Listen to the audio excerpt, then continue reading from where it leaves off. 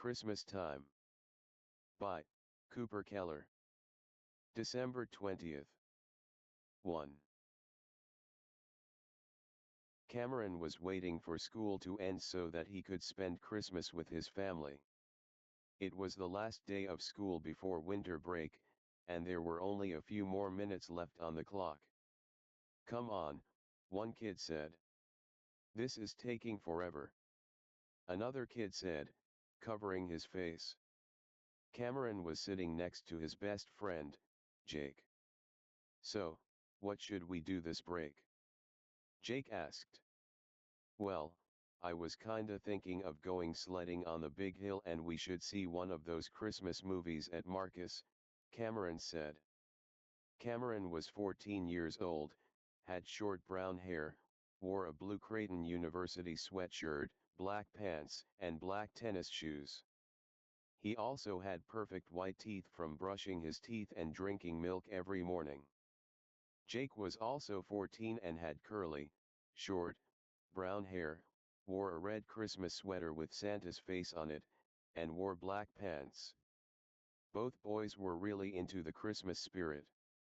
Cameron normally spent the holidays with his large paternal family, parents, and his group of friends known as the Underdogs, a group of freshmen and 8th graders who were being bullied by the same people.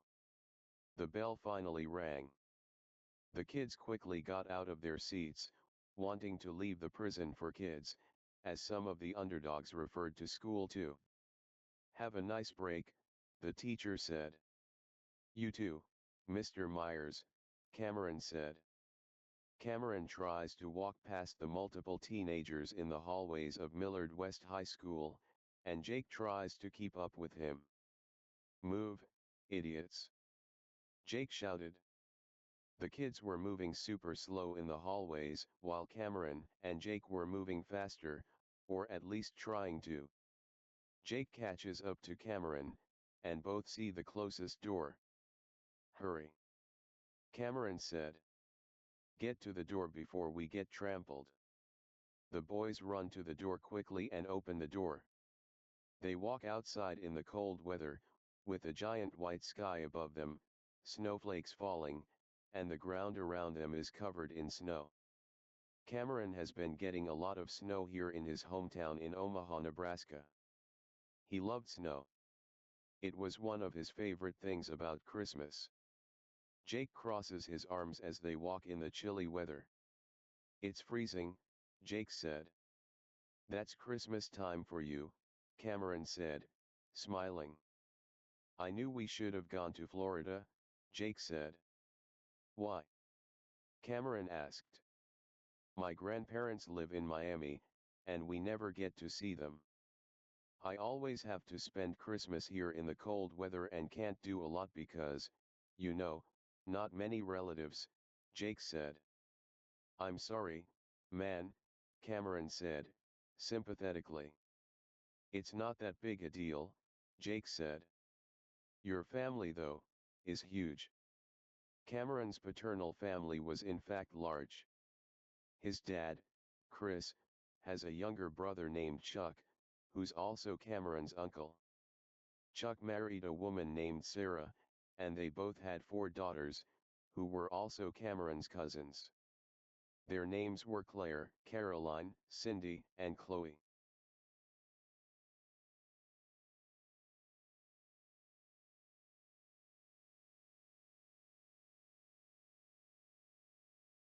Cameron's grandfather, Carl, also had a brother that Cameron never really met, and the brother had a son named Chad. That made Chad, Chris, and Chuck's cousin, and Cameron's first cousin once removed. And then there was also Cameron's loving mother, Monica. Cameron had 11 members in his family, counting his great uncle, which means his house would be crowded until Christmas. "Are you anxious about your house being filled up with 10 people, 11 counting you?" Jake asked. "Not at all," Cameron said. "I'm excited to hang out with my aunt, uncle, and cousins. I never see them a lot." The reason Cameron loved Christmas so much is because other than Thanksgiving, It was one of the times of the year when he could see his extended family. He really loved spending time with his cousins, especially Coraline. They both had a lot in common and both are first-year students at Millard West. The slight problem was that they didn't have any classes together and could only really see each other at lunch. The snow continued to fall as the besties walked on the sidewalk. They walk past the tennis court and Cameron looks up at the beautiful white sky. After a few minutes of walking, they walk up a sidewalk leading to the McDonald's, Hy-Vee, and Hy-Vee gas station near them. "I need a slushie," Jake said. "Same," Cameron said. They go to the Hy-Vee gas station. There were a few Millard West students inside and a few other people buying food. "What flavor do you want?" Jake asked. "I'll take a large blue raspberry," Cameron said. "All right," Jake said. "One blue, one cherry." Jake goes over to the slushie machine and grabs 2 large cups. Cameron turns to the window and sees the snow continuing to fall. Jake fills the first cup with red, cherry slushie. He grabs 2 dome-shaped lids and 2 red straws. He puts the lid on the red slushie, puts one of the straws, and then fills the second cup with blue raspberry slushie. He puts the second lid and straw in that one too. They pay for the drinks and exit the convenience store. Cameron takes a sip. He shudders. "Maybe we shouldn't have got these during the winter." It's fine," Jake said. Cameron then notices something, and his eyes widen. A young 18-year-old man approaches a teenage girl the same age as Cameron. "Oh no," Cameron said, with a look of dismay. "What is it?" Jake asked. "Brandon," Cameron said. "He's about to harass Scarlett." Brandon grabs Scarlett's arm. "Brandon, stop. Let me go." Scarlett shouted. "Why?" Brandon said, smugly. "You don't want me?" "No, please," Scarlett said. "But remember the old times," he said, wrapping his arms around her. Scarlett tries to break free from his grasp. "Oh no," Cameron said. "We should do something." "Bruh, if we try to intervene, Brandon will kill us." "Like, literally kill us and bury us in a graveyard," Jake said. "Okay, then I'll stop him," Cameron said. "Cameron, no," Jake said, putting his hand on his shoulder. Cameron narrows his eyes and walks over. "Bruh," Jake said. "You're gonna get yourself killed." Jake thought he was doing it because he loved Scarlett. Cameron has been in love with her since middle school and never told her. But Cameron was also a nice kid who hated seeing people get picked on. "Hey, Brandon," Cameron said. Brandon is about to kiss Scarlett, who tries to face away from him uncomfortably. They both turn to look at him. "I think you should leave Scarlett alone," Cameron said. "It doesn't look like she wants to be bothered." Brandon frowns at the younger teen, releases Scarlett, and walks over to him. Brandon crosses his arms and raises his left eyebrow as he towers over Cameron. "And why would I do that, Connors?" Brandon said. "She is my girlfriend." I broke up with you 3 weeks ago," Scarlett said to Brandon. Brandon turns back to his EXO, "But why?" he asked, smirking. "Because you're 4 years older than me and you're picking on Cameron," Scarlett said. Cameron blushes after hearing that. He was happy to hear Scarlett defending him. Scarlett was a beautiful 14-year-old girl with long red hair and wore a red Christmas sweater with a large, green Christmas tree on it. She also wore black pants, white tennis shoes, and had sparkling blue eyes. Brandon wasn't a very attractive guy. He had a small beard growing in, had bad breath that smelled like garlic, had messy brown hair, and he looked like a gangster. He wore a black jacket with black pants and shoes. "Oh, come on," Brandon said.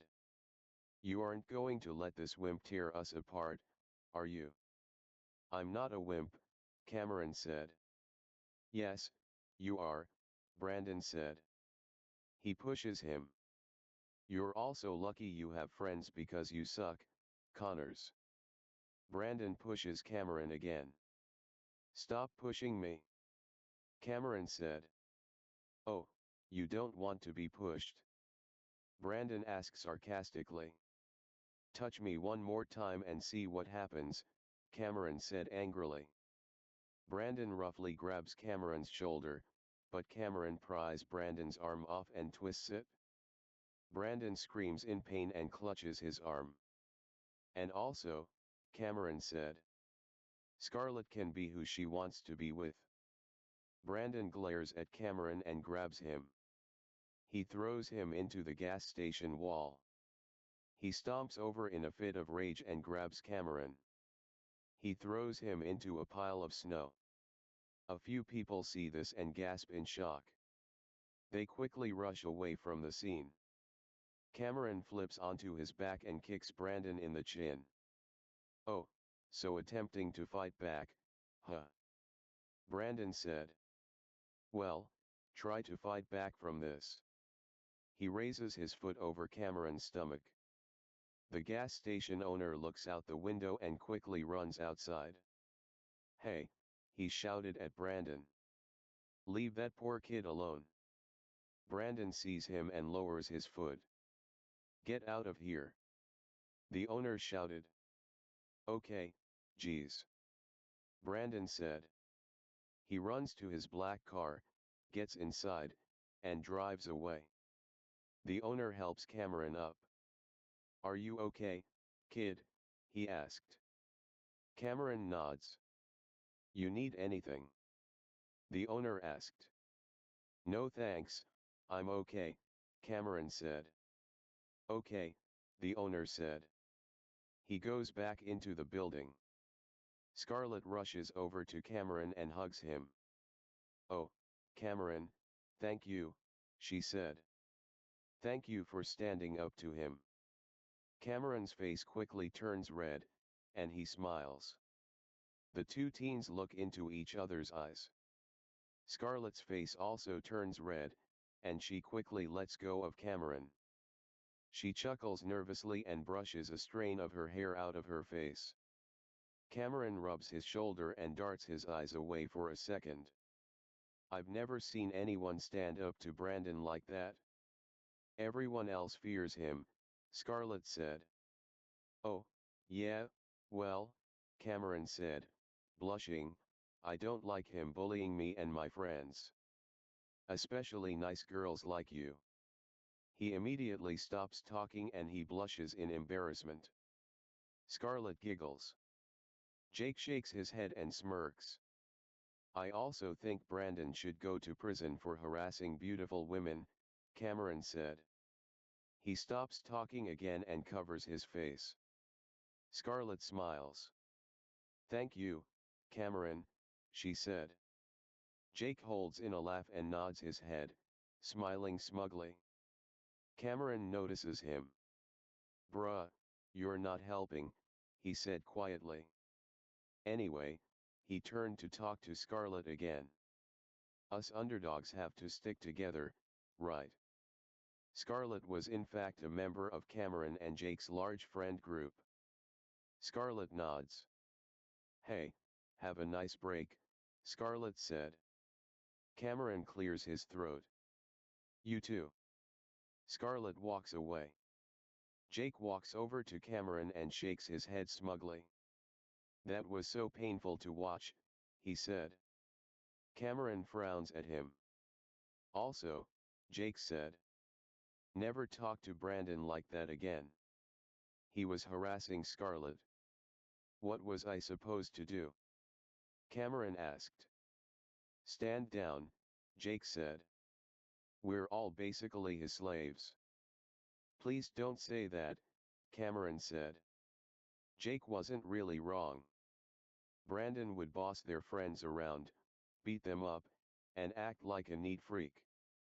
Brandon thought it would be funny to pick on kids who were nerds, delusional, or he thought that didn't fit in.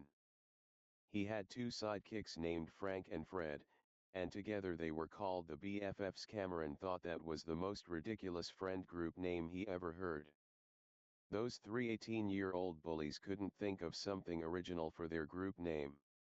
Anyway, I have to head home, Jake said. Same, Cameron said. My cousins are gonna get here in a few hours. I need to be prepared for when they get here. Okay, see you tomorrow, Jake said. They both go the opposite ways. Cameron waves to him and walks on the icy, cold sidewalk. He slips a little on the ice. Thanks a lot, Jack Frost, Cameron said. 2. After about 6 minutes of walking, Cameron reached the neighborhood he lived in and eventually reached his large house with 3 stories, and the whole thing was painted white with black outlines with a dark, brick, triangle-shaped roof. Cameron goes up to the steps and wipes the snow off his shoes on the rug. He opens the door and walks inside. He takes off his shoes, takes off his coat, and hangs it on the rack. Mom, Dad, I'm home, he called out.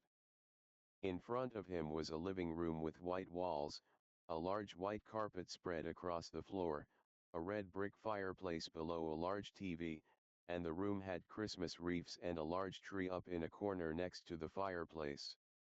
There was a kitchen close to the living room to Cameron's right. Cameron heard "Rockin' Around the Christmas Tree" by Brenda Lee playing. He walks into the kitchen, where the sound is coming from. Mom? Dad? He sees his parents holding each other and dancing slowly as the song plays. Chris and Monica were both 45 years old, and they were both loving and caring towards Cameron. Chris had a brown beard that was slightly shaved, large muscles, a very muscular body, a little bit taller than Monica and Cameron, perfect brown hair, a blue Christmas sweater with a snowman on it, black pants, and black tennis shoes.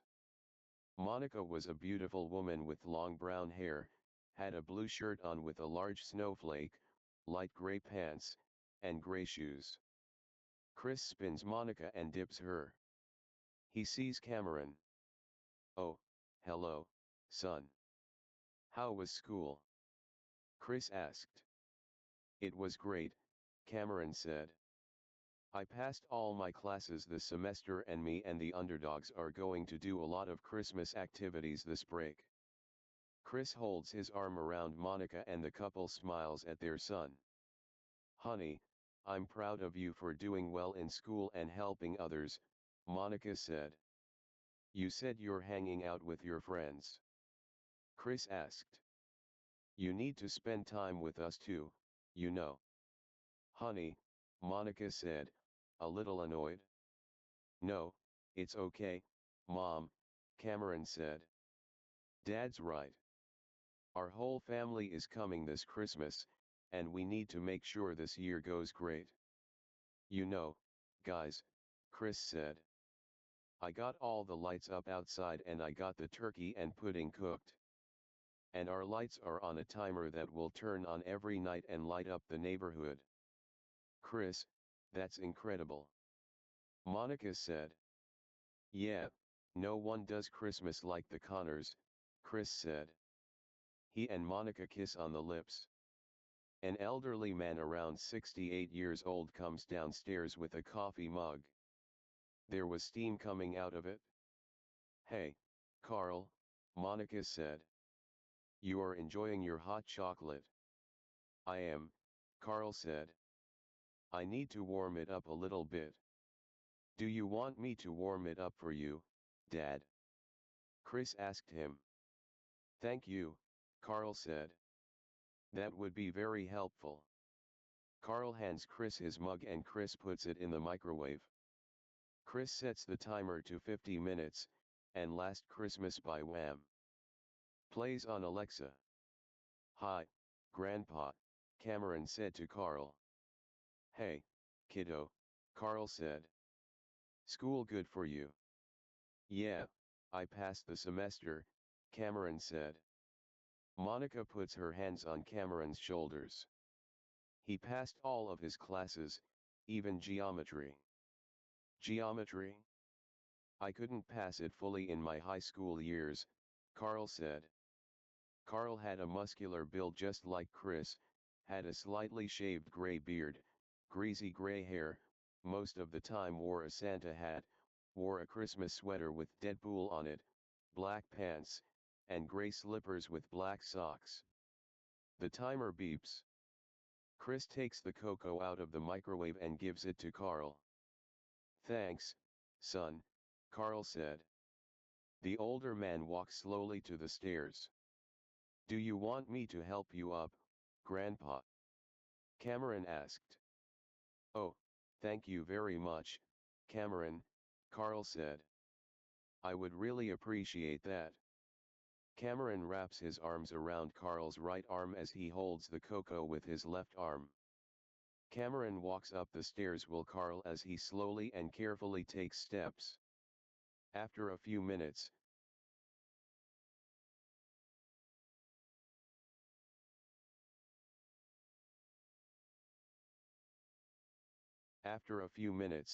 they finally reached the stairs. Carl was a tired man a lot and didn't have a lot of energy, so Cameron helped him a lot because of his kindness. Cameron leads Carl into his bedroom. Carl lays down in his large gray bed with super soft gray blankets. Cameron covers up his grandfather with the covers. Thank you, Cameron, Carl said. I don't know what I'd do if your mother didn't give birth to you. Cameron chuckles and kisses Carl on the forehead. Rest well, Cameron said. Carl smiles as Cameron leaves the room. What a good kid, he said. Cameron rushes downstairs to get to the basement. He goes through the open door. His large basement had a couch on the left side of the room. The right side was empty but had a large space. Cameron walks over to the couch. A husky lays on the couch. Max, I'm home, Cameron said. The husky opens his eyes and his tail thumps on the couch. Cameron taps his legs. Come here, boy. Max jumps off the couch and quickly rushes over to Cameron. The dog sniffs him and licks his face as his tail wags. Max was 2 years old and very hyperactive. Cameron got Max for his 13th birthday, and he became his loyal companion. Cameron goes back upstairs, and Max follows him. Chris and Monica were still dancing to Christmas music. Cameron saw cookies and desserts on a small table near the window. Mom, how are the cookies coming? Cameron asked Monica. The parents stopped dancing. They're going great, Monica said. For sugar cookies and gingerbread men, you and your cousins will decorate tomorrow and then we'll all do fun activities. Cameron saw multiple types of cookies on the table. There was chocolate chip, snickerdoodles, plain sugar cookies, and plain gingerbread men. How long did it take for you to bake these? Cameron asked. It took the whole week, Monica said. Your father, though, took a lot more hours than me to make the dinner. Every year during Christmas, Chris cooked dinner, and Monica baked the cookies and desserts. Can I try one? Cameron asked. Of course you can. In fact, can you try all of them? I would love a taste tester. Cameron grabs a chocolate chip cookie and takes a bite. He said with satisfaction. He takes one of each of the 3 other cookie flavors and takes them upstairs. 3. A few hours later, the Connors spent most of the day decorating. Cameron goes outside, and it has stopped snowing. Large amounts of snow were on the ground and there were a few piles. It was darker outside, and all the lights were on. Green and red lights were around the door, and then there was a shape of Santa on his sleigh with the reindeer pulling it. The whole shape was lit up on the roof. And there are multiple colored lights around the rest of the house. Dad, Cameron said. These lights are beautiful. Thanks, son, Chris said. Hey, can you plug in that cord for the inflatable? Cameron rushes over to a plug-in on one side of the house and plugs in a cord. A glowing snowman inflatable starts to inflate. Who? Chris said. Hey, Dad, he called out to Carl. Christmas is gonna be lit up this year. Right as the inflatable inflates fully, the snowman's arm bashes Chris in the face and knocks him into the snow. Cameron sees this. Oh, he said. Dad, are you okay? He rushes over to Chris and helps him up. Chris rubs his face. Yeah. Look at this guy though. The snowman balloon had a smiling face with black dots, had a carrot nose, a large body, a top hat, and stick arms. And it was glowing blue. Carl goes over to Chris and Cameron. That looks great, son. Carl said to Chris. How are you able to afford all of this stuff? We are the richest family in the neighborhood, Chris said. Hey, Cam, can you go help your mother inside? Cameron goes back into the house. He takes his coat off and hangs it back onto the rack. Honey, Monica said. Can you help me with the tree? Cameron rushes over to his mother. There was a large box of red and white ornaments. I need to put the stickers up. Can you put the ornaments on the tree? Monica asked. Yeah, Cameron said. He puts his phone on a smaller table where Max lays next to and he plays Underneath the Tree by Kelly Clarkson on Amazon Music. Cameron spent most of the hour hanging up ornaments and Monica put stickers on the windows. Monica plugs in the lights that were wrapped around the Christmas tree. Oh, Cameron, it looks beautiful. Monica said. We've been getting better every year. You've been making very good desserts every year, Cameron said. I'm sure everyone else will love your cookies. Oh, thank you, Cameron, Monica said. She kisses his forehead. The whole living room was decorated. There were 4 stockings above the fireplace, and it had Cameron, Chris, Monica, and Carl's names on each of them. And there was a large painting of multiple puppies next to a large red truck as snow falls from the sky in the snowy neighborhood. There was also a large circle-shaped wreath over the fireplace. Chris comes inside. It is freezing out there, he said. And it's supposed to snow again sometime this week. More. Monica said. Max gets up off the floor and runs over to Chris. Max sniffs Chris all over. I was outside for 20 minutes, dog, Chris said. I need to get the food out. Chris rushes into the kitchen. Chris cooked a lot of food for tonight, such as stuffing, prime rib, and pigs in blankets. He had a lot more food for Christmas. Cameron and his parents decided to hold a nice, Connor's family dinner for the first night the extended family comes over, and then have a much bigger dinner on Christmas night. Carl goes over to the TV and turns on Disney+. Max rushes over to him and jumps onto the couch. Max lays down next to Carl, panting and sticking his tongue out. Carl smiles at the dog and pets him. Carl turns on Edward Scissorhands on the app. Should we be playing this movie around Chloe? Cameron asked. I don't think she's old enough for this.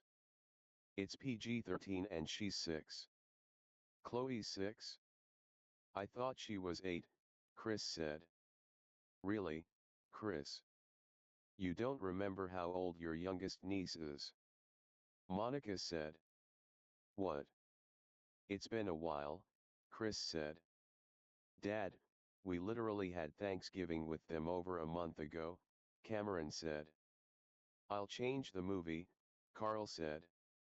He searches up Home Alone in the search bar. Okay, now this movie's hilarious, Cameron said. You know, after watching this movie when it first came out, I started setting up the traps Kevin did from the movie because I was getting paranoid about burglars, Chris said, chuckling. And then, he said, snickering. Your grandfather came home and then he triggered almost all the traps I set. Chris starts laughing.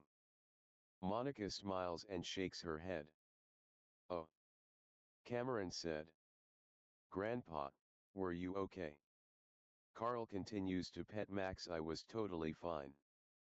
Your father is exaggerating. They weren't the exact same traps from Home Alone. They were similar, Chris said. One of them, I put a 2-liter bottle of soda on the ground, and then Dad saw it, and I couldn't recognize him because he had a hat on and wore a full black coat, and then I tossed a Mento right over the railing and it landed at the bottle and soda shot up into your grandfather's face, Chris said. He starts laughing again. Cameron looks at Carl, shocked. Carl shakes his head. It was disgusting, the older man said. So, I was about to go into the shower to wash it off, but then, he stops, then continues. No. I'm not saying what happened. Oh, okay, then I'll tell Cam, Chris said, smugly. No. Carl said. I spread out mustard all over the bathtub floor before Dad came home, and when he went inside, he fell right on his back, and his back was covered in mustard. I had to turn on the shower for him, Chris said. Your father saw me naked, Carl said to Cameron. The doorbell suddenly rings. Oh, they're here. Cameron said excitedly. Honey, can you take Max outside for a little bit? Chris asked Monica. Of course, dear, Monica said. Max, you want a treat? Max perks up and his eyes go big. Come on, Monica said in a playful voice. Let's go outside and get a treat. Monica goes to the pantry, and Max follows her wagging his tail. Monica holds a dog bone, then she opens the backyard door and tosses the treat out. Max goes after it, and Monica quickly closes the door as the dog goes outside in the snow. Cameron rushes over to the table and grabs a Santa hat. He gives it to Carl. Here, Grandpa, I found your hat, he said. Oh, thank you, Carl said, taking it and putting it on his head. The doorbell rings again. Chris rushes over to the door. He brushes dog fur off his clothes and opens the door. Merry Christmas, he said loudly. A man walks in with a large present. Hey, bro, Merry Christmas, he said. Chuck, I'm glad you guys could make it, Chris said. The brothers share a hug. I'm so glad we could, the traffic was terrible with all the snow, Chuck said. A woman walks in next. Honey, did you get your stuff out of the car? She asked Chuck. Not yet, Sarah, Chuck said. I have to set this big boy down. Who's it for? Chris asked. It's for Cameron, Chuck said. He sets the present down. The girls are grabbing their stuff out of the car, they'll be in a minute, Sarah said. Chuck was a 40-year-old man who had straight brown hair, had a blue jacket on with black pants and black shoes. He was also a little bit shorter than Chris. Sarah was a beautiful 38-year-old woman with long black hair that went down to her shoulders, black painted fingernails, had a green Christmas sweater with a white reindeer on it, blue jeans, and black boots.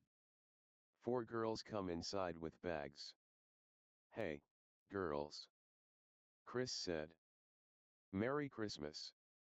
The tallest girl looks at her pink phone and then looks around the house. "Your decorations look so good, Uncle Chris," she said. "Thank you, Claire," Chris said. "It took about 2 weeks to get all of it up." Claire starts to take pictures of the decorations. Cameron and Monica see the other family members. "Claire, Coraline, Cindy, Chloe," Cameron said happily. Monica walks over to Sarah. "Sarah," she said. "I'm so glad you're here." The two women hug. "I missed you," Sarah said. "It's been a whole month." Cameron gives each of his cousins a big hug. He picks up Chloe and hugs her. Chloe was the youngest and shortest of all the cousins. Cameron tries to hold her. "You're getting big," Cameron said. He puts her down and hugs Coraline again. "Hey, you still want to hang out with me and my friends tomorrow?" he asked her. "Yeah, of course," Coraline said. Claire takes a picture of the fireplace. "I'm so sending these pictures on Instagram," she said. Claire was 16 years old with long blonde hair, long fingernails that were painted light blue, a long-sleeved white shirt that said Mary on it, and black pants. Claire loved posting on Instagram and TikTok, and she also loved fashion. Coraline was 14 years old with long black hair, a dark blue shirt with red stockings and snowflakes on it, and black pants. She loved most of the same things as Cameron and hung out with him and Jake often. Cindy was 10 years old with brown hair that was wrapped into a long ponytail, a black sweatshirt with the Nike logo, and black pants. Cindy loved playing video games and was a little intense sometimes. Chloe was 6 years old with short blonde hair that was shaped into a bob, wore a light pink shirt, and white pants. Because Chloe was so young, she was sometimes hyperactive and excited. Carl gets up off the couch and holds his back. "Grandpa!" all the girls shouted.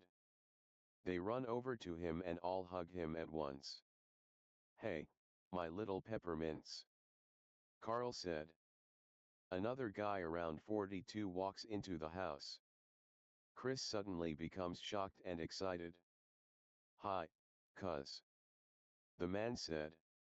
"Surprise," Chuck said.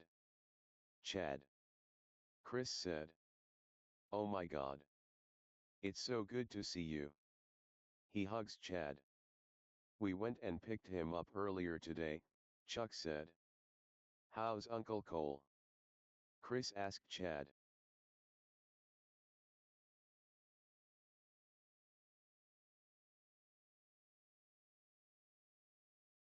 "He's doing great," Chad said.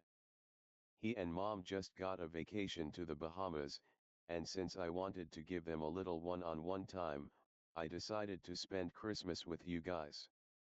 Cameron goes over to Chris. "Hey, Cam, you remember my cousin, Chad?" Chris said. "Hey, Chad," Cameron said. "Hey, buddy, how are you?" Chad said. The two of them share a hug.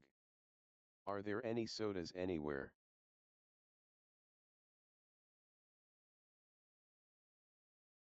"Are there any sodas anywhere?" Chad asked. "Yes, we have a lot of beverages in the fried, help yourself."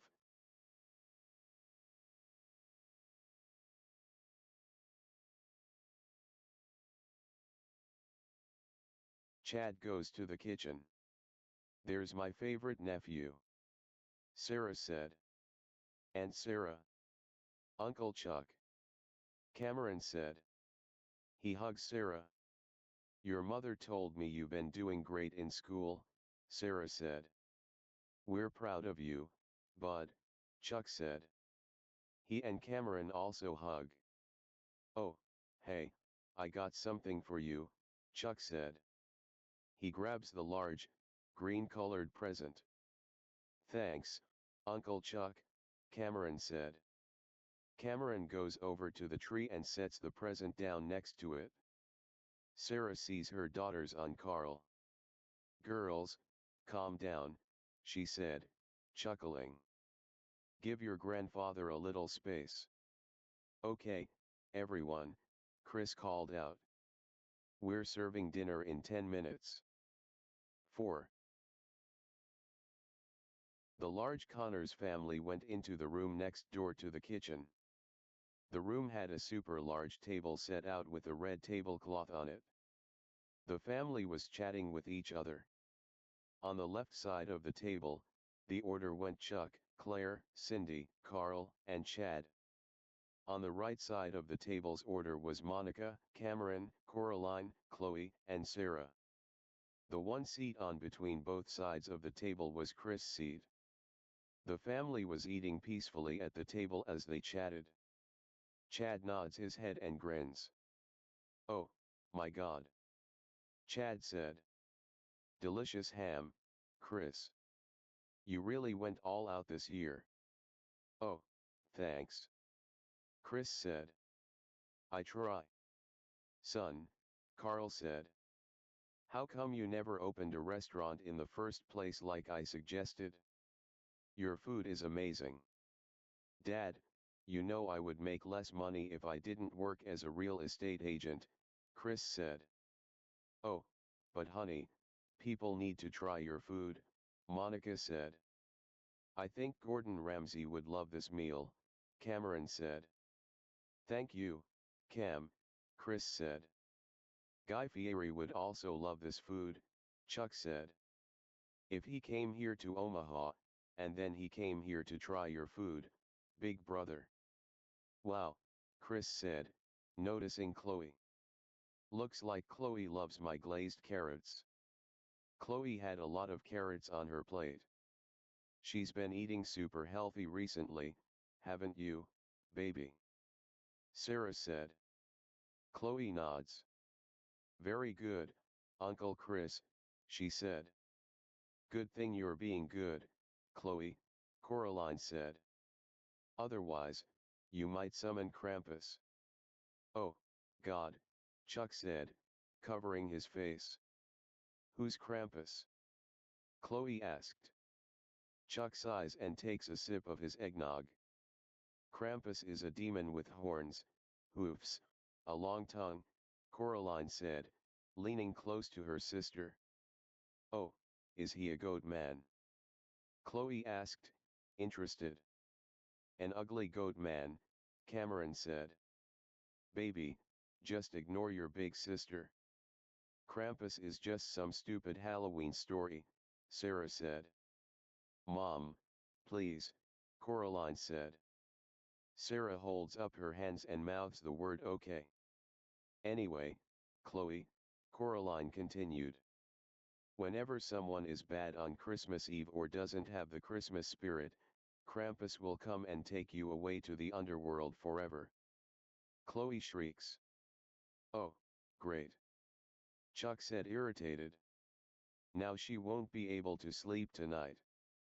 Dad, I was just joking, Coraline said. Coraline, you scared your little sister to death, Chuck said. Chloe puts her knees up to her chest and holds her legs. Is Krampus coming here? Is he going to take us away? Oh no, Chloe, Cameron said. Krampus isn't real. Coraline just made this whole thing up. I didn't make it up, it's an actual story, Coraline said. Okay, well demons and ghosts aren't real. This isn't Halloween, Cameron said. Chloe believes in everything, Sarah said. Oh, don't worry, Aunt Sarah, Cameron said. I'll keep her company tonight. The 5 of us can hang out tonight. Oh, that reminds me, girls, Chris said. You 4 will be sleeping in the basement for the next 5 days. We got matrices and 2 large TVs downstairs. Where are me and my boo sleeping? Chuck said. We have a 3rd floor with an extra bed, Chris said. You and Sarah can stay up there. Hey, Cameron, Cindy said. Do you have any video games? Sarah chuckles and shakes her head. Yeah, we have lots. And I have a Nintendo Switch set up on the TV, Cameron said. Yes. Cindy said, pumping her fists. Cindy, remember you're gonna spend time with us and your sisters, because Christmas is about family, not video games. I can play a few games with her, Cameron said. I got Mario Kart and Super Smash Bros. Those are my favorite Switch games. Cindy said. Where am I sleeping? Chad asked. Oh, Chris said nervously. You can stay in my room, Cameron said. I can sleep downstairs with the girls. I'm gonna have to see if we have another mattress in the basement, Chris said. Claire, geez, can you put the phone away until we're done eating? Chuck asked his oldest daughter. Claire was taking pictures of the food and everything. These decorations are so good though. Claire said.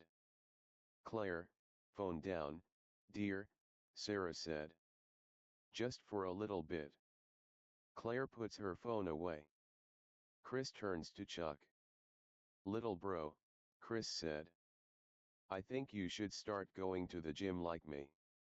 Chuck was super skinny and didn't have a lot of muscles. I never really have time to, Chuck said, embarrassed.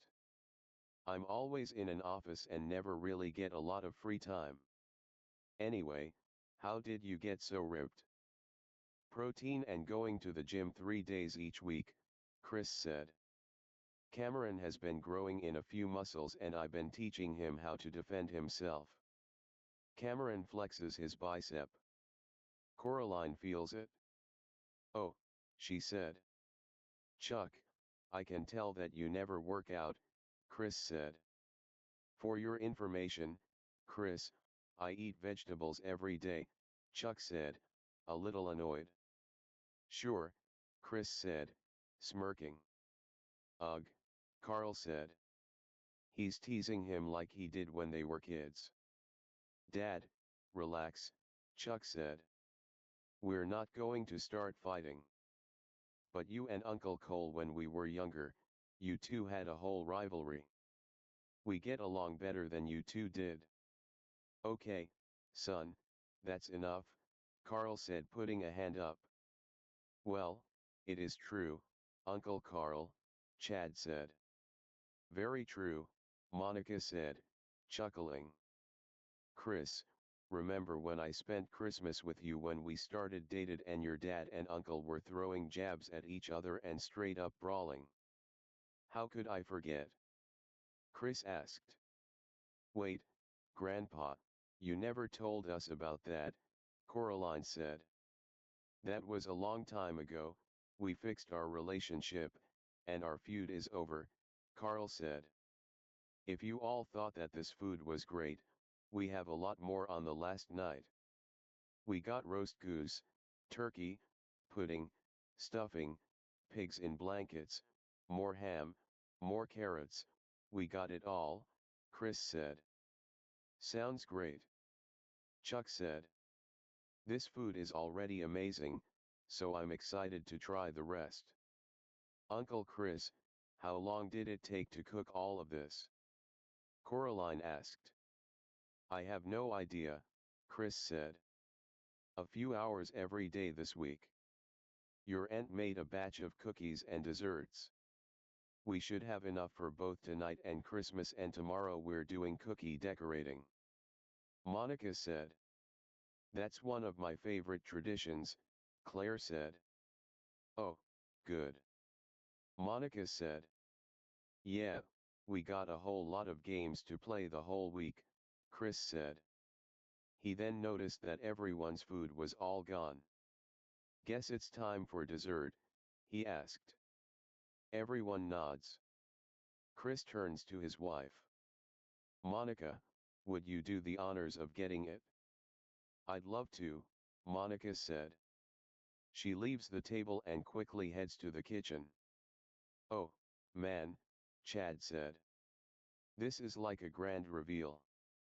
Chris, I bet Monica's dessert will be just as good as last year, Chuck said. She should become a baker. It is my sweet candy cane's dream, Chris said. Dad, really? Christmas nicknames for you and Mom again. Cameron said, annoyed. Son, you should be happy to see your parents expressing their love for each other, Chris said, chuckling. Monica comes in with a large sugary dish in a casserole. Who wants Christmas lasagna? She asks smiling. Mom, that's my favorite. Cameron said. Wow, that looks good. Chad said. Monica sets the lasagna on the table. The top of the dish had many marshmallows and green and red M&Ms on top. It was also cut up into 10 squares. Monica uses a triangle spatula and scoops each square onto everyone's plates. The lasagna had 3 layers, the bottom red, the middle white, and the top green. Everyone takes a bite. Chad slams his head on the table and pounds it, smiling. That is good, he shouted. As Chuck chews, his eyes widen, and he turns to Monica. Monica, this is delicious. The other family members nod. Mom, this tastes just like I remember. Cameron said. Monica smiles. Oh, thank you, so much, she said. This is amazing, Aunt Monica. What's in it? Claire asked. So, the bottom layer is red velvet, and then the rest is peppermint cheesecake and white chocolate pudding, Monica said. Great combination, honey, Chris said, eating. Then we got our classic, delicious pudding for dessert on Christmas night. Monica sets another plate onto the table. It had chocolate chip cookies and snickerdoodles. And if you all want a cookie, help yourself, she said. The kids each grab one of each cookie. Carl grabs a snickerdoodle and takes a bite. Son, Carl said. You're a great chef, and your wife is a great baker. Thanks, Carl, Monica said. 5. Chris leads Chuck and Sarah to the attic. So, this our 3rd floor, Chris said. We have a super large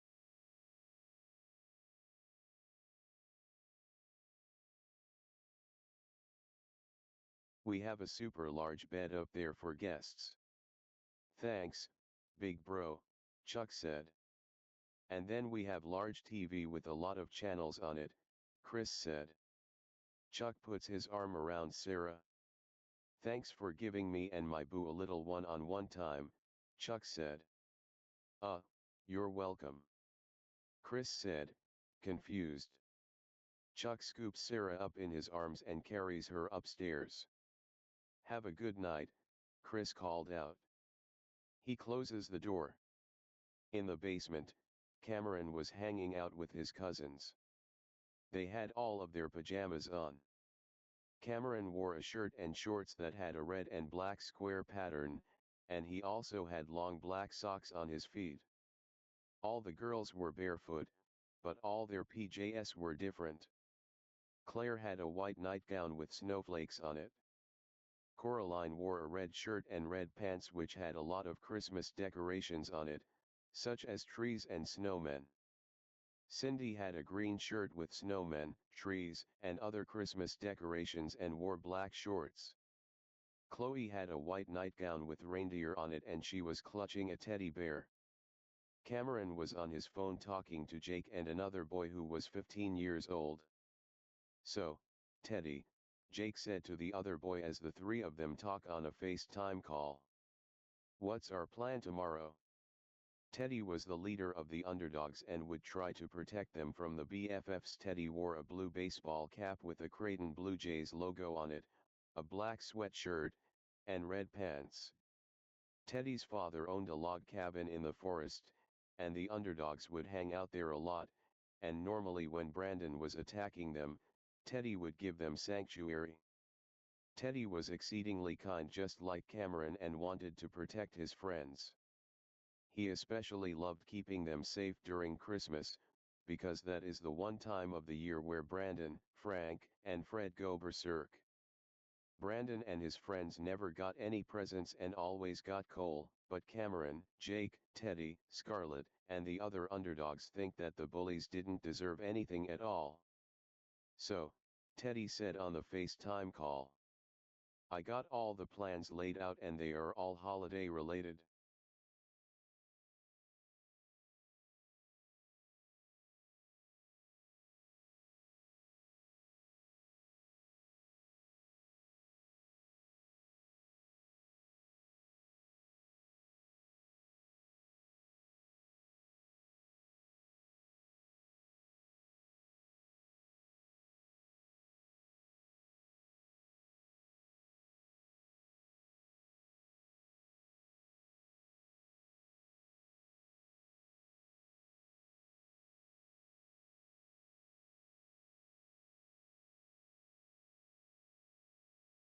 First, at 12 o'clock in the afternoon, we go to the big hill to go sledding, then, we go to Marcus Theaters to see The Grinch, and then lastly, we walk around Village Point and check out those dope decorations they have.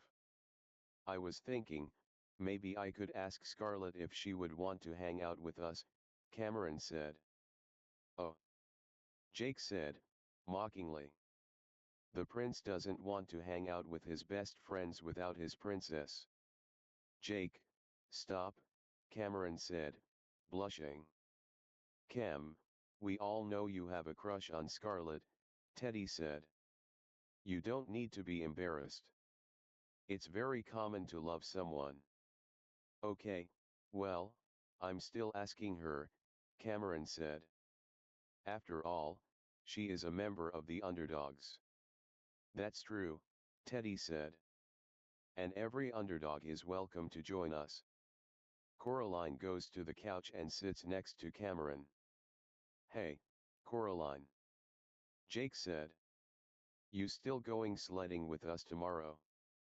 Coraline puts her feet on the couch and puts her hands on her knees.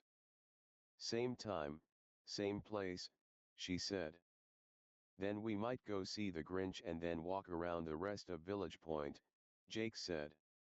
Also, your cousin here wants to bring his crush. Cameron buries his face in his hands. You like someone? Coraline asked. Who is it, cuz? Cameron stays silent. Is it Scarlett? Coraline asked. How did you know? Cameron asked. Because that's all you've been talking about for the last few days and saying how awesome and hot she is, Jake said. What? No, I didn't. That isn't, Cameron stammers. Dang it, Jake. Why are you doing this to me? Because I'm your best friend and best friends joke around, Jake said. Okay, Jake, stop, Teddy said. Anyway, Cameron, how many people are staying at your house again? 10, Cameron said. Oh, my God. Teddy said. What? Cameron said. Our house is huge, they'll fit. Does your mother have a large family too? Jake asked. No, Cameron said. It's just my maternal grandparents. They'll come over on Christmas, so I guess that means that night, I'll have 12 people over. Anyway, I gotta go, I wanna spend time with my cousins. Hey, man, I get it, Teddy said. We'll see you tomorrow afternoon, Jake said. Okay, love you guys, Cameron said. He hangs up. On the first TV, Elf was playing on Max. On the second TV, Cindy was playing Mario Kart on Cameron's Nintendo Switch. The Switch was plugged into the TV. Claire was playing on her phone, and Chloe was watching Elf.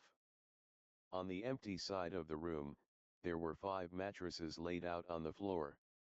Cameron's blue Creighton blanket and gray pillow were on one of them.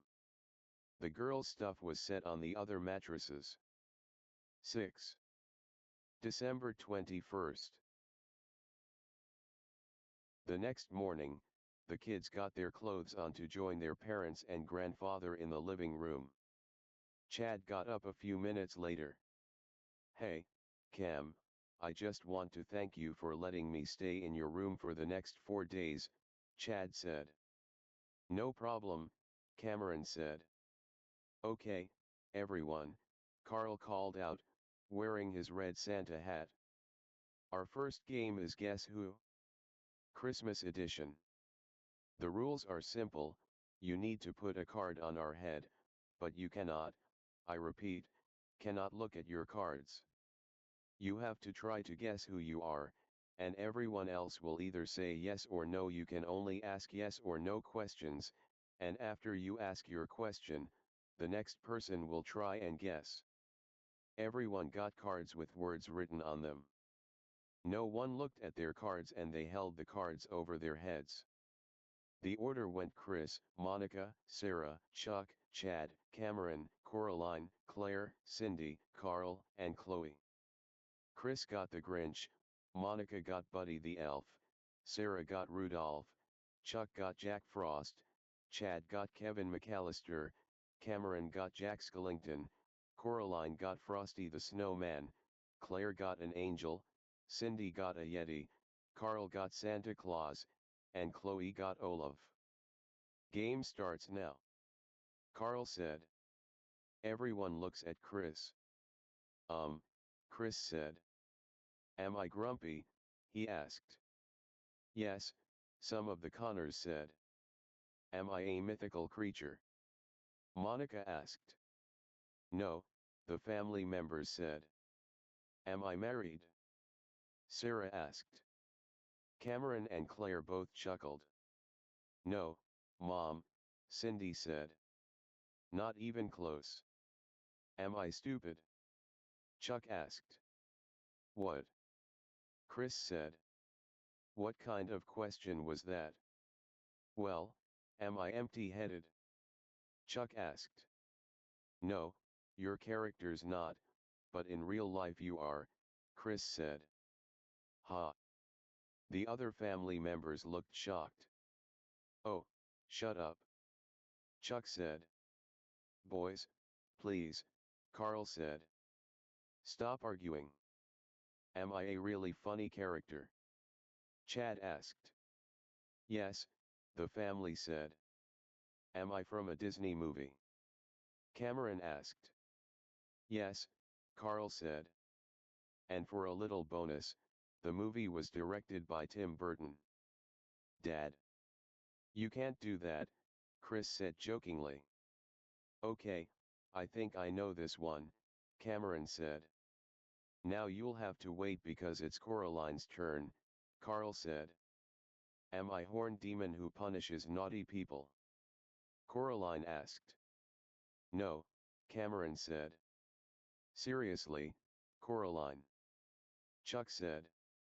"Again, with the Krampus crap." "Dad." Claire said. "Language." "Sorry, honey," Chuck said. "Go ahead." "Am I an angel?" Claire asked. "Yes," the family shouted. "How did you know, Han?" Sarah asked. "Wait, that's actually right." Claire asked. "Yes, you did, Claire, you're our winner." Carl said. "Ah." Chloe said sadly. "That means the game is over." "Actually, no it's not," Chris said.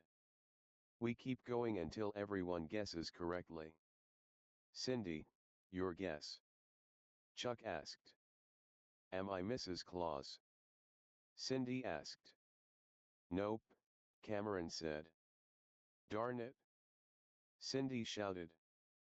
Am I Jolly Man with a white beard who eats milk and cookies and delivers toys on Christmas night and rides a sleigh pulled by flying reindeer?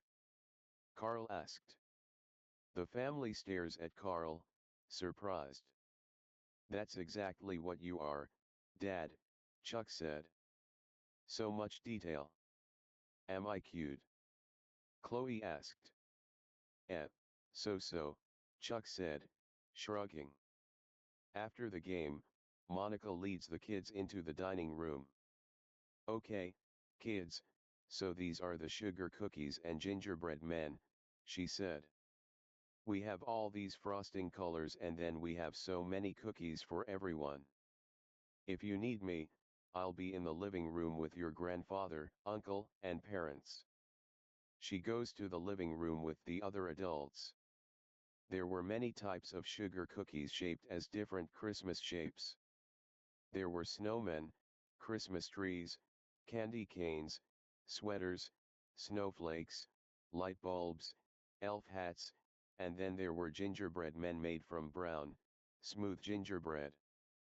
There were many bottle couplers full of a variety of colors, such as red, green, light blue, black, white, and yellow. So many shapes. Chloe said. My mom did say we had a lot of cookies, Cameron said. I bet Santa's going to love these, Chloe said. There are so many cookies, Claire said. We're going to make these look so beautiful. In the living room, the adults were sitting next to the lit fire. Okay, Carl said. As the kids paint cookies, we're going to be playing White Elephant. Dad, that's my favorite game. Chuck said. I know it is, son, Carl said. Since Sarah and Chad have never played it before, I'll have to explain the rules. Everyone will have a turn, and each turn, someone picks a present from the pile. Throughout the game, you can either keep your gift or you can steal someone else's gift. The game will go on until everyone decides to keep their gift. The person with the lowest number will go first, and then you get the gist. Carl hands everyone a small piece of paper each. Everyone looks at them. I'm up first, Chuck said. He grabs a large, square-shaped present that was very thin. The wrapping was red and had snowmen on it. Chuck tears through the gift. He sees Tupperware through the ripped paper, and he fully unwraps the present. He holds up the present happily. A new Metallica album, he said. It was a large album, and it was Metallica's Master of Puppets. I have every album except for this one, Chuck said. I'm up next, Monica said. She grabs a blue present and unwraps it. She pulls out an elf hat. She frowns at it. What is this? Oh, honey, that looks adorable. Chris said. No, it doesn't, Monica said. Come on, put it on, Chris said. No. Monica said. Come on, please. Chris said. The elf hat had a green and red striped pattern on it. Monica reluctantly puts the hat on and glares. Who's up next? Carl asked. I am, Chris said. He then smiles smugly. And I think I'll steal this. He takes Chuck's album. Chris, I wanted that. Chuck said annoyed. Too bad, Chris said. Come on, give it back, Chuck said. Chuck, I said the rules were that you can steal from people, Carl said. Chris, please, give it, Chuck said. Chris just smiles. Nope, he said. Chuck tackles his brother. Give it. Chuck said. Carl face palms. Oh, God, he said. I forgot they used to do this as kids. Honey, come on, give Chuck his album back, Monica said. Thank you, Monica. Chuck said, trying to reach for the album. Chris tries to hold it back. Chuck, come on, Chris said. You have a lot of albums, I don't have any. Chuck gets off Chris. Well, that is true, Chuck said. How about we share sometime? Chris asked. Yeah, why not? Chuck said, nodding. So, you're not going to steal it back? Sarah asked. Nah, it's fine, Chuck said. I'm next, Chad said. He grabs a flat, rectangle-shaped present that had light blue wrapping around it. Chad unwraps it. Feastables chocolate, he said. And it's peanut butter flavored. How is everyone getting what they want? Monica asked. I got this thing. She points to her elf hat. Sarah's next, Chuck said. Sarah grabs a square-shaped present with red wrapping. She unwraps it, pulls out a large box, and sees the label on the cover. It's new nail polish, she said. There were only 2 presents left, and Carl was next. Carl grabs the large blue present next to the box-shaped green one. He unwraps the blue present and pulls out the gift. What is this? He asked. He pulls out a bottle. I think it's cologne, Dad, Chuck said. Are you keeping it or stealing? Chris asked. I'm keeping, Carl said. Chuck, there's one present left, Chad said. Are you stealing or keeping? I'll take the present, Chuck said. It looks promising, right? He grabs the green present and unwraps it. He looks inside and grimaces. Why is it pink? He fully unwraps the front and faces the cover. His eyes widen and he wears a look of dismay. What did you get, honey? Sarah asked. The wrapping was still on the back, and Chuck was trying to hide what he got. It's nothing, he said. Come on, Chuck, what did you get? Chris asked. Chuck glares and shows the cover. It was a Barbie dream house set. Carl, Sarah, and Monica's eyes widen, and they cringe. Chad and Chris start bursting out, laughing. Why? Chuck shouted. This is the stupidest thing I've ever received. Hey, we didn't give it to you, you grabbed it, Carl said. Fine, whatever, Chuck said. I guess I'll give it to Chloe on Christmas. You just unwrapped it, Chris said.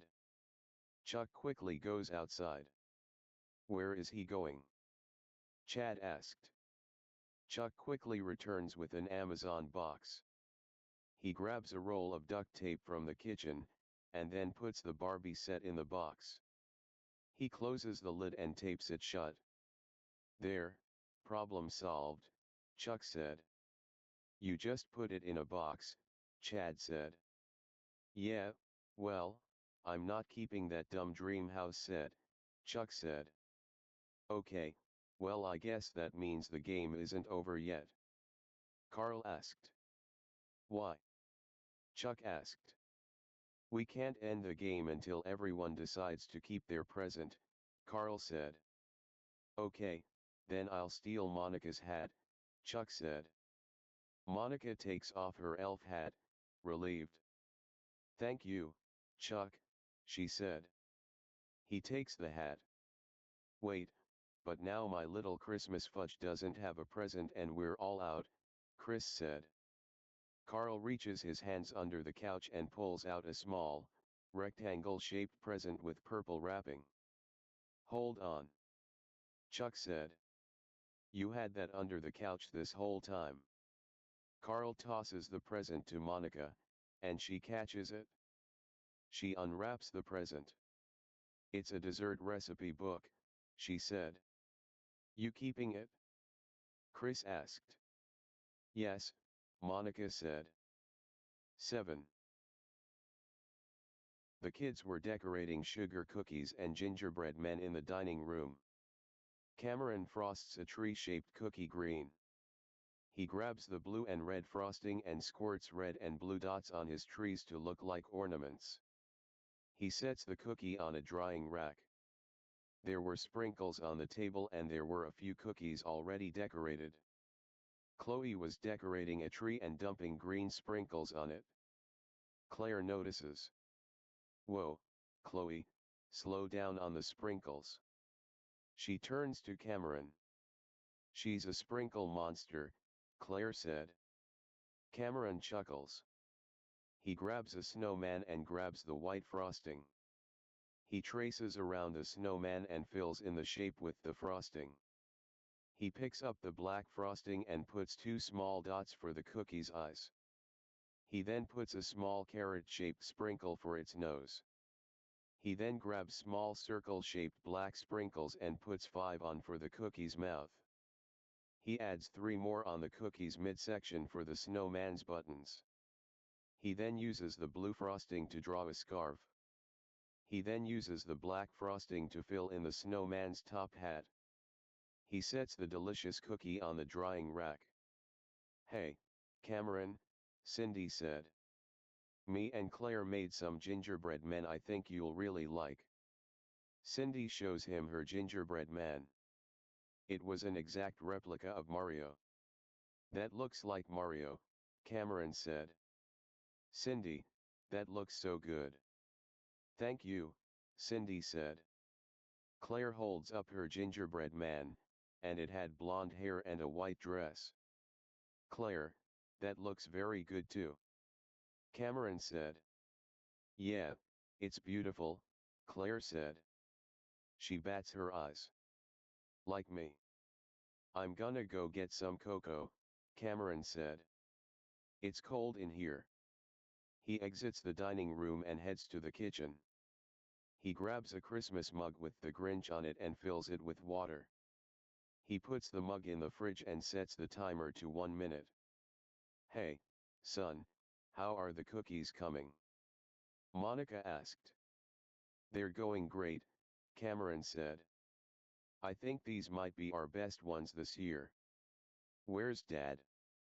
He noticed that Chris wasn't with the adults. He went upstairs to go get sweaters for all of us, Chad said. Suddenly, they hear Chris shouting. No, Max, stop, he shouted. Oh no, did Max get out? Monica asked. What do you mean? Cameron asked. I'm sorry, honey, but we planned on keeping Max upstairs for the week.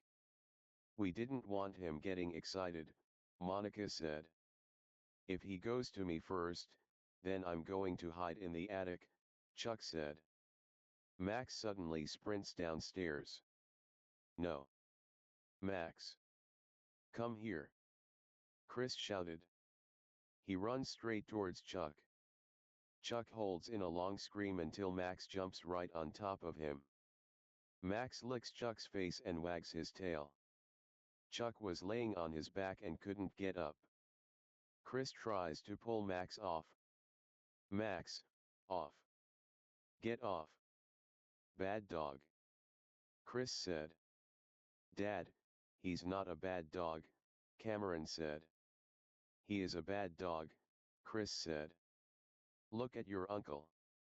Honey, Max is just excited. He loves people, Monica said. He's actually a good dog. Chris rolls his eyes. Chris never really liked Max, but he decided to keep him because Cameron and Monica loved him. Max pants and sticks his tongue out as he looks down at Chuck. Max drools, and it drips into Chuck's mouth. He gags. Ugh. It's on my tongue, he shouted. Chuck holds his mouth and retches. I need water. Max barks as Chuck sprints into the kitchen. He grabs a glass and quickly fills it with water. He chugs the whole glass down. He then races over to a roll of paper towels and grabs one. He wipes his tongue on the towel. Chris holds in a laugh. "Son, this is one of the best days of my life," he said to Cameron. About an hour later, the girls and Cameron finished their cookies and Max calmed down. The adults were watching White Christmas on the TV, and Max was laying on his side on the floor. Cameron was looking out the door. He turns to his cousins.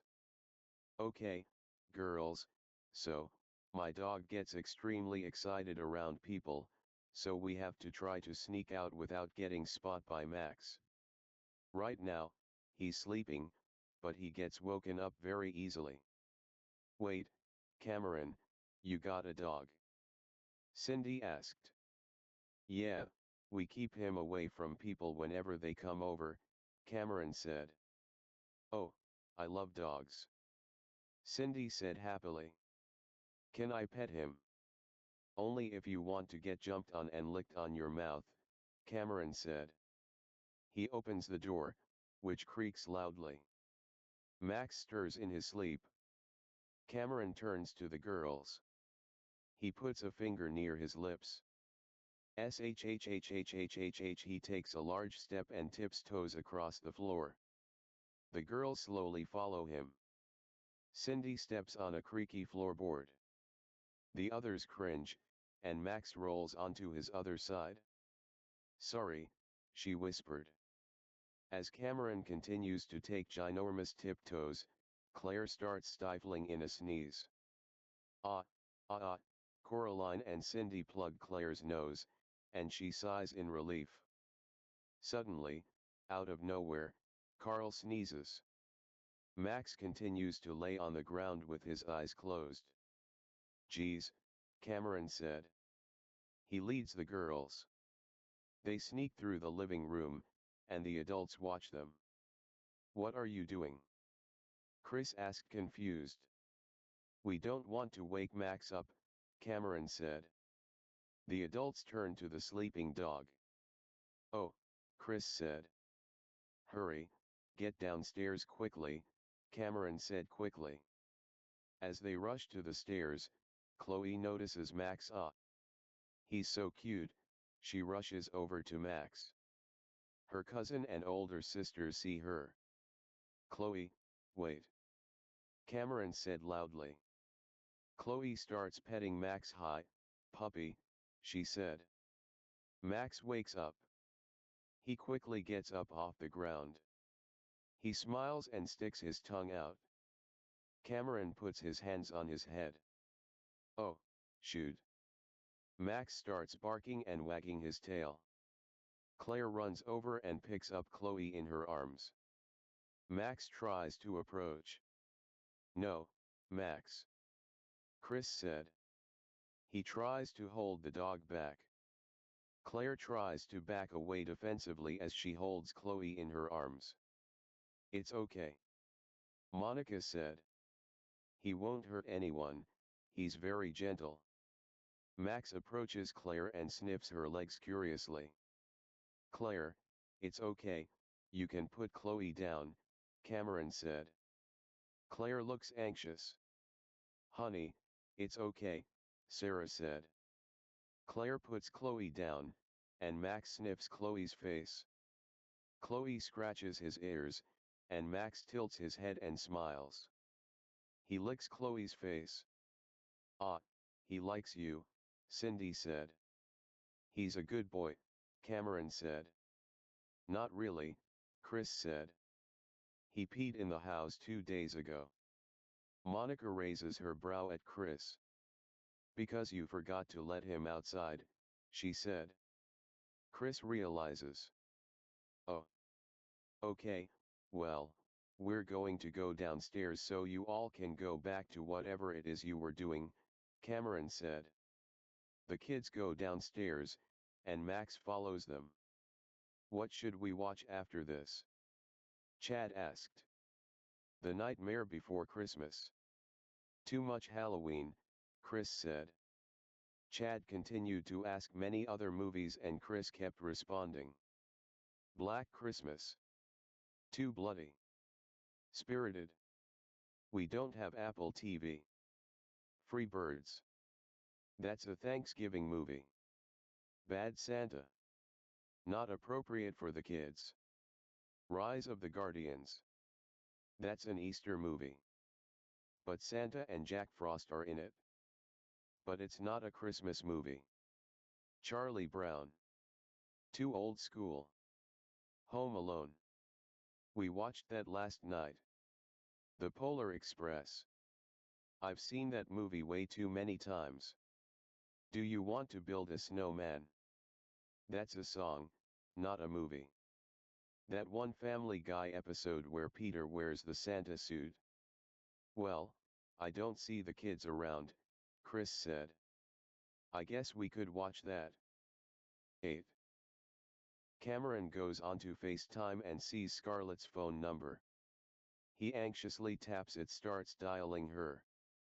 I can't do this, he said to himself. He hears Chris call up. Chloe, Cindy, don't come up here, we're watching Family Guy. What? Cindy said. Why do we always have to stay away from those movies? You're not old enough, little sis, Coraline said. Scarlett answers her phone. Hi, Cameron, she said happily. Hey, Scarlett, how are you? Cameron asked, rubbing the back of his head. I'm doing great. Scarlett said. Me and my parents spent most of the morning watching movies. What are you and your family doing? Scarlett asked. Well, this morning we played Guess Who, and then me and my cousins decorated cookies. Right now, my two younger cousins are kind of trapped in the basement because the adults are watching Family Guy. Chloe and Cindy were both watching Frozen on the TV. Scarlett chuckles. And then in a little bit, me, Coraline, Jake, and Teddy are going to go sledding and then to Marcus Theaters, Cameron said. That's kind of what I've been meaning to ask you. Would you want to hang out with us? Yeah. Scarlett said. I'd love to. Teddy's my best friend. Okay, Cameron said. I'll send you the location. 1 hour later. Cameron and Coraline arrived at the large hill with their sleds. Jake and Teddy arrived shortly after. Teddy got out of his car with his sled. My dad here is offering to take us to all of our locations, Teddy said. That will be a lot easier, Cameron said. So, Romeo, Jake said to Cameron. Is your Juliet coming or not? Jake, stop, Cameron said, annoyed. It's okay, cuz, Coraline said. Scarlett is coming. A few minutes later, as Cameron and his friends were getting their sleds ready, Scarlett arrived with a large pink jacket. Hey, guys, she said. Hey, just on time. Teddy said. It's been so long, it's so great to see you. He and Scarlett hug. You too, she said. Jake looks down at the hill. Guys, this hill is kind of large. I think I might break my neck. Jake, don't be a Scrooge, Teddy said. I'm not, Jake said. What I meant was, I'm very cold. Oh, so Jack Frost got you. Teddy said. I'm very sorry. Go down the dang hill. You are no fun, Jake said. He gets on his blue sled and prepares to go down. Teddy turns to Cameron, Coraline, and Scarlett. Hey, guys, watch this, he said super quietly. Smirking, Teddy slowly approaches Jake, and, as Jake sits on his sled, Teddy kicks the sled, and Jake falls off it and lands on his back. The sled goes down the hill without him. As Jake starts to sit up, he suddenly slips on the trail the sled made. Whoa, whoa, no. Jake said. He suddenly slides down the hill, and then starts tumbling down. As he rolls down the hill, Teddy watches smiling. Jake reaches to the bottom of the hill and falls on his face in the snow. Teddy shouts down at Jake at the top of his lungs. Oops. Teddy then breaks into laughter and slaps his knee. Cameron sees Jake get off the ground and stomp back up the hill. As he reaches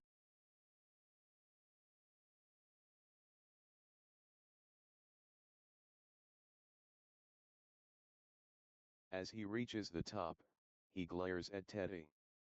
Oops, my Christmas fudge. Jake said. You did that on purpose. I did no such thing, Teddy said. Bruh, my back hurts, Jake said, rubbing his back. Teddy grabs his sled that is shaped exactly like Jake's and is the same color. Teddy sets the sled down near the hill. Alright, I'm gonna do a penguin slide, Teddy said. Teddy backs up, then sprints forward. He jumps onto the sled on his stomach and slides rapidly down the hill. Freedom, he screamed.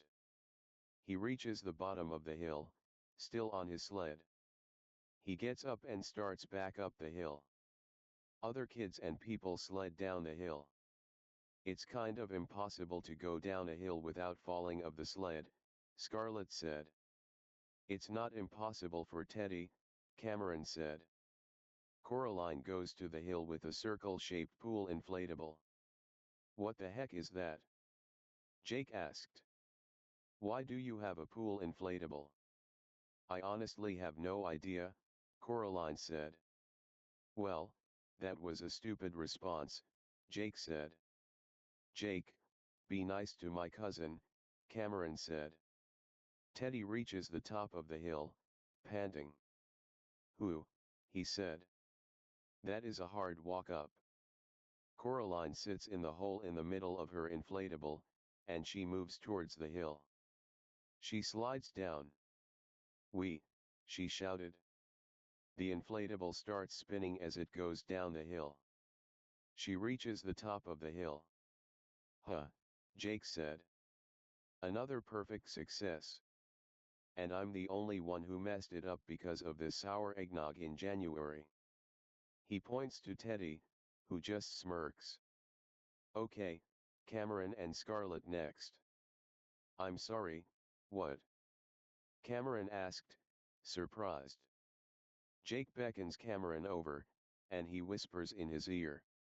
You want Scarlett, right? Jake asked. Yes, Cameron said.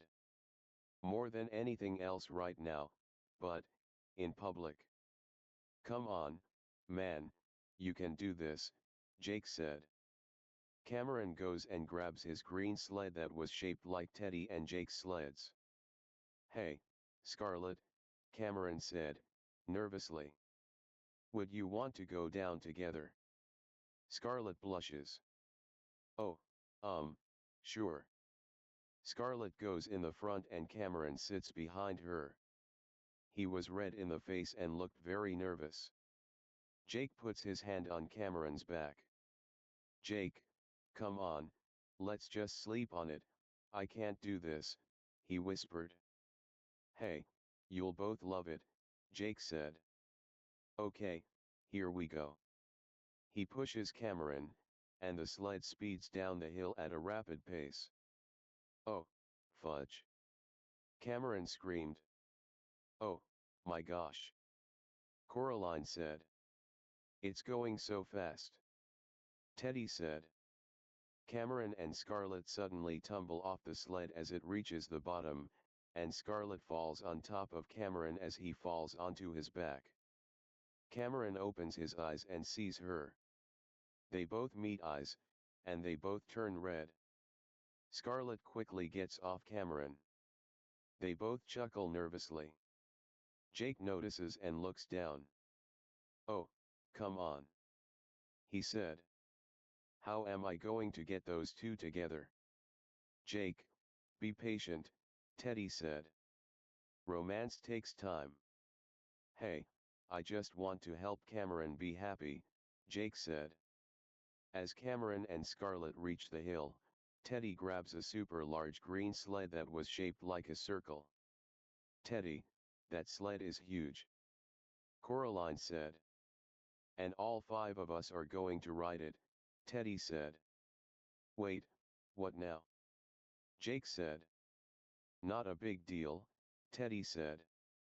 We're basically freshmen doing something stupid. I'm not getting on that, Scarlett said. Me neither, Jake said. I think maybe we would all die.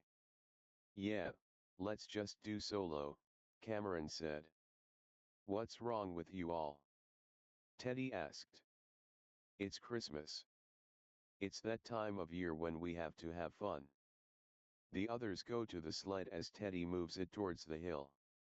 This is so stupid, Jake said. Yeah, that's the whole point, Teddy said.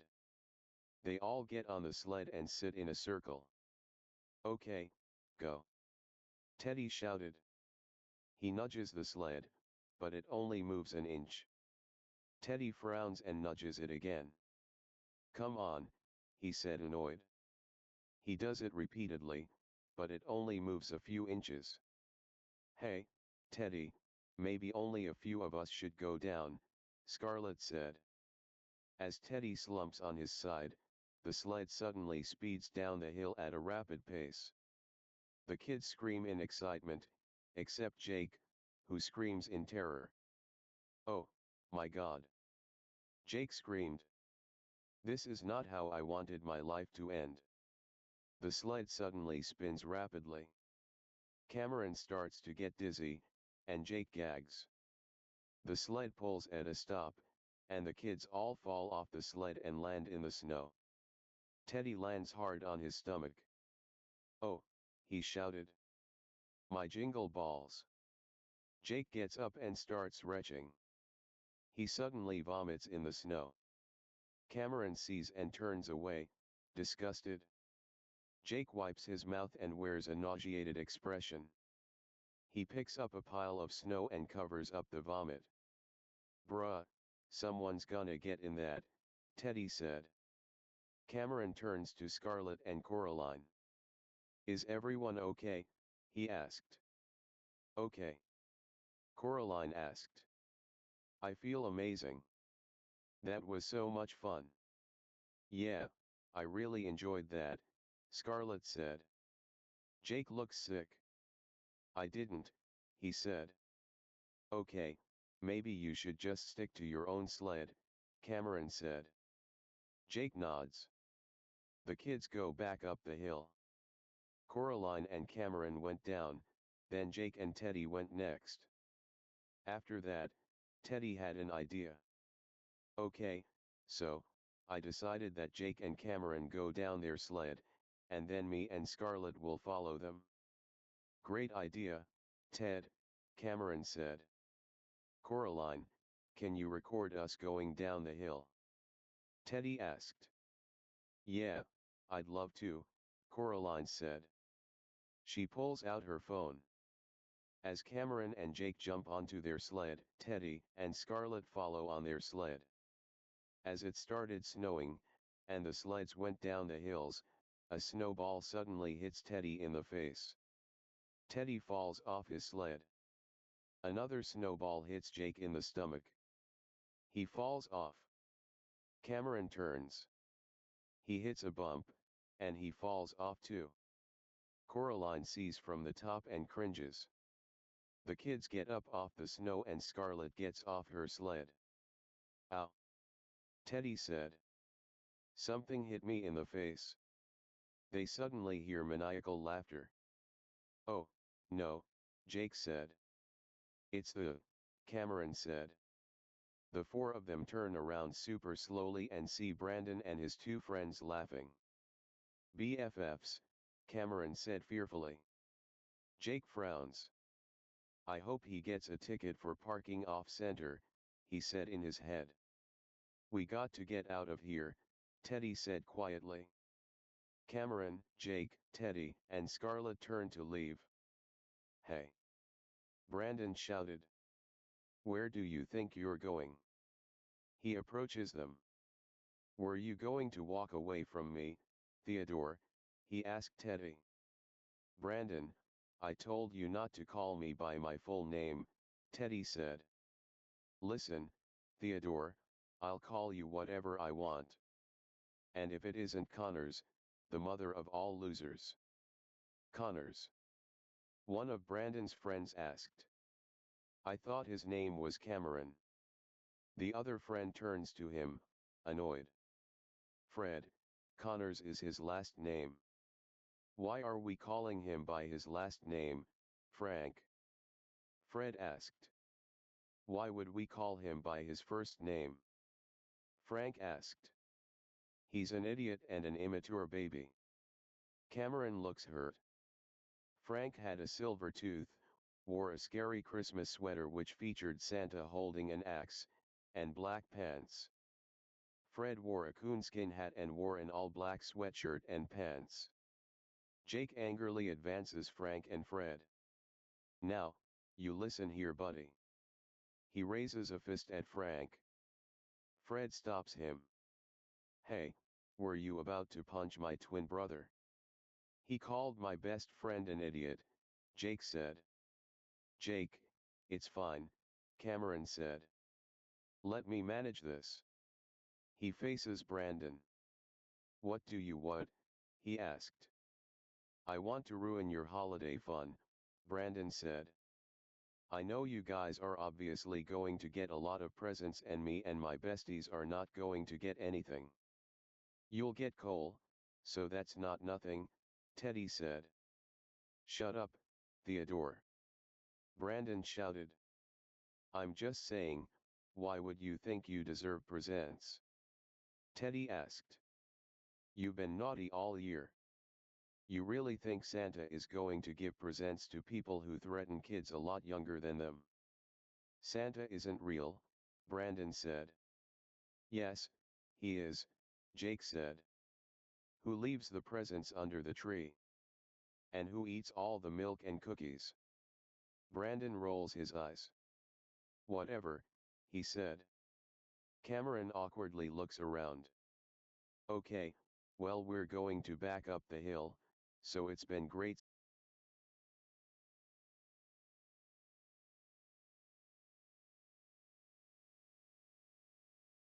So it's been great seeing you, Brandon, but you should probably go, Cameron said. Not really safe with all these kids sledding down. He and the others start to walk up the hill, but the BFFs start following them. Wow, your sled looks like something skinned a Grinch, Connors, Brandon said. Do your parents skin animals in general? Ha! Frank said. Good one, Brandon. Thanks, Frank, Brandon said.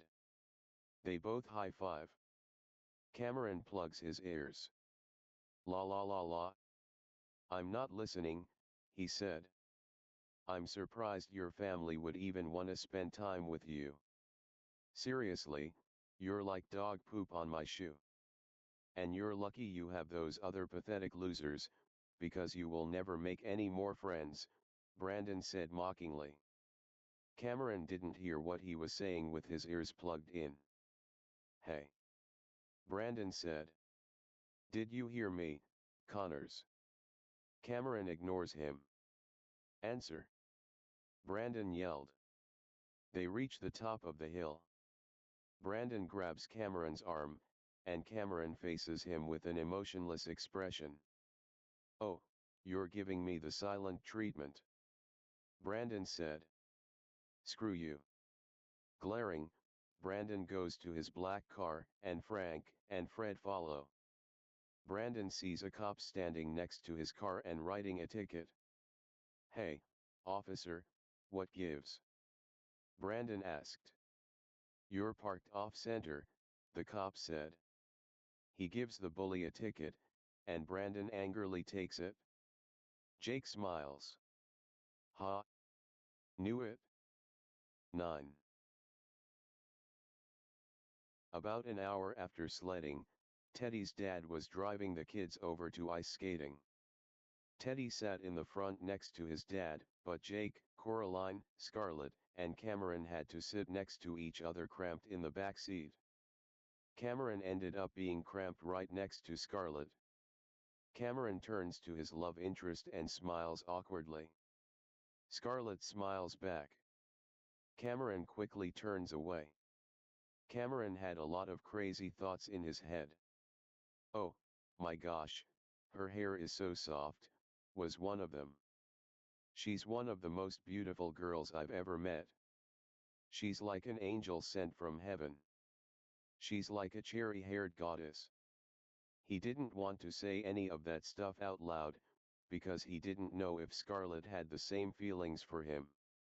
They reached their destination and went inside. The kids got their ice skates and went into the rink. If we run into Brandon again, we need to make a break for it, Jake said. Brandon hates ice skating, Teddy said. It's very unlikely we'll run into him here. I don't really have good balance, Scarlett said. I've never really ice skated a lot. Cameron thinks in his head. I should help her out, Cameron said. That's not a very bad idea. Jake gets ready to get on the ice. Guys, I'm so ready. I've been ice skating ever since I was in 6th grade. He takes a step onto the ice, but he quickly slips and falls hard on his back. Some people notice and cringe. Teddy just bursts into laughter. What an idiot, he said out loud. Been skating ever since 6th grade, huh? Jake angrily gets up from the ground. He scrambles as he skates wobbly across the ice. Okay, I better help him out, Teddy said.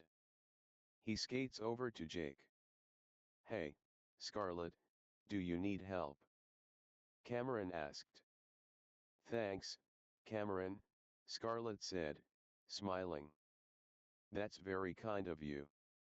Cameron takes her hand, and he steps onto the ice first. Scarlett steps onto the ice next, and she slips a little. Cameron catches her. Whoa, he said. I got you. He leads Scarlett across the ice as she tries to keep her balance. Scarlett skates perfectly as Cameron holds her hand. You want me to let you go? He asked. Scarlett nods. Cameron lets go of her hand, and Scarlett skates across the ice. Her red hair flows as she skates perfectly and closes her eyes. Jake sees Cameron staring at Scarlett lovingly as he struggles to skate. Well, I'll be darned, Jake said. What is it? Teddy asked. Cameron's helping Scarlett out, Jake said. When the kids were done skating, Teddy's dad dropped them off at Marcus Theaters. Good thing it's not so crowded, Jake said. Busy night here at Marcus is not fun. The kids paid for their tickets and then took their seats in the room the Grinch was playing. The seating order went Scarlett, Cameron, Coraline, Jake, and then Teddy. As Cameron sips his slushie, they watch the screen where a snowman inflatable smacks the Grinch across the face. Cameron chuckles and turns to Scarlett. You know, that happened to my dad the other day, he said. Scarlett chuckles. Cameron grabs his box of candy, and Scarlett rests her hand on Cameron's hand. They both startle and both look at each other. Embarrassed, Scarlett moves her hand away. Cameron gives her a soft smile and awkwardly turns to watch the movie. After the movie ended, the kids exited the theater, and snow was falling. We've been getting so much snow recently, Coraline said. It's honestly really annoying, Teddy said. We're gonna get a white Christmas, Jake said. Okay, so let's check this place out, Teddy said. Village Point was a large outside mall. They had so many stores lined up. So, where should we go? Teddy asked. Well, I want to go to Rocky Mountain Chocolate Factory, Jake said. I want to get my mom a new candle from Sephora, Coraline said. I was thinking me and Cameron could walk around and look at the lights, Scarlett said. Oh, uh, okay, Cameron said nervously. Okay, well, I need new clothes, so I'm going to American Eagle Outfitters, Teddy said. He goes to the store. All right, chocolate, come to daddy, Jake said rubbing his hands. He rushes to the chocolate store, and Coraline rushes to the candle store. As many snowflakes fell from the dark, black sky, Cameron and Scarlett started walking on the sidewalk. Cameron puts his hands in his pockets. I love Christmas, Scarlett said. It's one of my favorite holidays. You should see my parents, Cameron said. They go all out and make so much delicious food. He pulls out his phone and shows Scarlett a picture of his decorations at home. Cam, your house looks beautiful, Scarlett said. Thanks, Cameron said. It took over 2 weeks to get everything up. Christmas is important me, too. Besides Thanksgiving, I never get to see my extended family. This is one of the only times when I can spend time with them. I'm really sorry, Cameron, Scarlett said, sympathetically. It's okay, Cameron said. I get to see Coraline in school sometimes. Cameron, can I tell you why Christmas is important to me? Scarlett asked. Of course you can, Cameron said. It started 10 years ago, Scarlett said. Cameron then looks forward and sees a giant Christmas tree right in front of them. There were lights and ornaments all around the humongous tree. Shields was on the left side. Every year in December, my dad takes me down here to see the tree. And on Christmas, me and my parents go to my grandparents' house and play all sorts of games with them. We would also open presents, drink cocoa, and watch some of the best movies. But the main reason I love the holidays, is because when we were 4, it's when I met you, Scarlett said. You love Christmas, Cameron said. Because of me. Scarlett nods, smiling. You are very nice and loving towards people, and you got me the snowman brooch 3 years ago. She shows the brooch pinned to her shirt. Yeah, I did, Cameron said. When we were 11. I love decorating and coming down here, but I love spending time with you, Cameron, Scarlett said. You, Teddy, and Jake, you are very important to me. Cameron turns red and smiles. Jake suddenly sees them. Jake narrows his eyes and sees Cameron rubbing his head. Come on, Cam, he said quietly. I have to help him out. Jake suddenly perks up. He finds a bush and hides behind it. He peeks out, and no one sees him. Maybe I should get the mood going, Jake said. He pulls out his phone and opens Amazon Music. He searches Kelly Clarkson and opens up her Wrapped in Red album. He turns his phone at full volume. He snickers a little bit. This is so going to work, he said. He plays Baby, It's Cold Outside, which features Ronnie Dunn. Cameron startles and hears the music playing. Where's that music coming from? He asked. Huh, Scarlett said. Maybe there are some speakers somewhere. Jake just hides behind the bush holding in a laugh. Yeah, there are speakers playing, he said quietly. They hear Kelly Clarkson and Ronnie Dunn singing the lyrics. Oh, I love this song, Scarlett said. Yeah, me too, Cameron said. I'm a big Kelly Clarkson fan. They picked a good song, Scarlett said. She starts swaying a little bit and starts humming to the tune. Cameron fidgets with his hands and looks anxious. Cameron slowly approaches her. He sees a few couples dancing to the music. Jake sees the couples dancing. "Look what I caused," he said. Cameron reaches Scarlett. "Hey, would you like to?" He takes a deep breath. "Dance?" "Yeah, I'd love to," Scarlett said. Looking down at the ground, Cameron reaches his hand out, and Scarlett takes it. They then take the other hands. As they both hold each other's hands, they sway from side to side a little bit. Jake peeks out from his hiding spot. "It's working," he said at the quietest tone. Cameron and Scarlett start waltzing and spinning in slow circles as they dance in the snowfall. Scarlett blinks her blue, sparkling eyes at Cameron, and Cameron smiles. Cameron slowly spins Scarlett, then dips her. They both take hands again and continue the waltz. Scarlett then places her head on Cameron's chest. Cameron gasps quietly. Without hesitation, Cameron rests his head on hers. Jake smiles as he watches his friends dancing. As the song ends, Jake quickly pauses his phone, and Cameron and Scarlett end their waltz. "That was one of the best experiences of my life," Scarlett said. Cameron inhales deeply. "Scarlett," he said, "there's something I've wanted to tell you for quite a while. A few years actually. Here it is. I, uh, well, um. Jake mouths the words "you got this" as he hides. Cameron clenches his fists and wears a brave look. Cameron never thought he would tell Scarlett how he feels about her, but he suddenly speaks out loud. "I love you," he said. Scarlett gasps and looks excited. "I've been in love with you ever since 6th grade, Cameron said.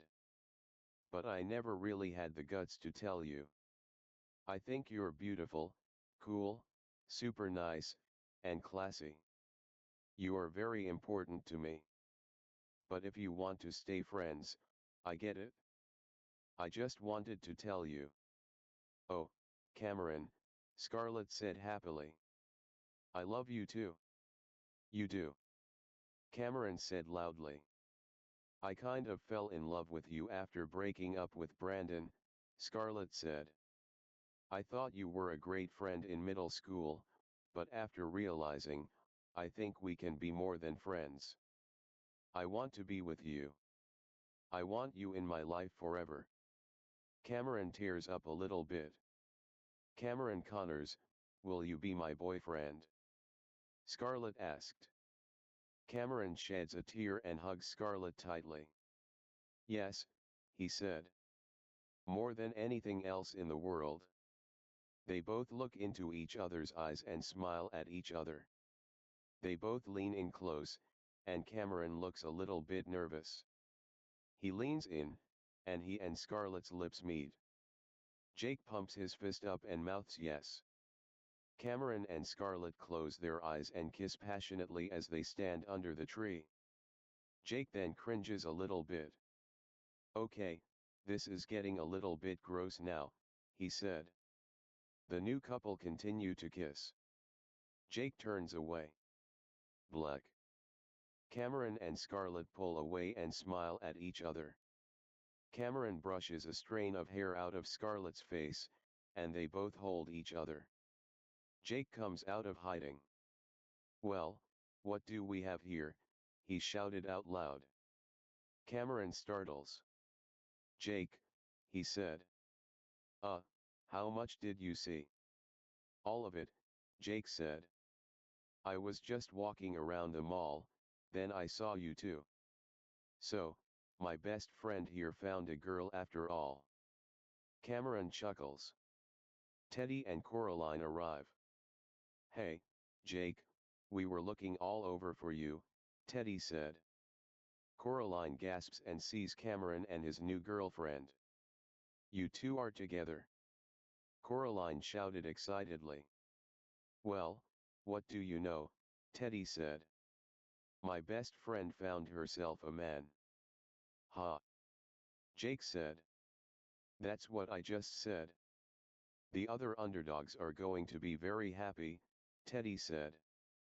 I need to take some pictures of you too. Oh, I don't think that's really necessary, Cameron said. Baby, it's okay, Scarlett said. She called me baby. Cameron said happily. Teddy readies his phone, and Cameron and Scarlett both hold each other. He snaps the photo. Okay, few more, Teddy said. He took a few more pictures of the couple, a few included Cameron dipping Scarlett, and him kissing Scarlett's cheek. Teddy sees a text message. My dad's here, he said.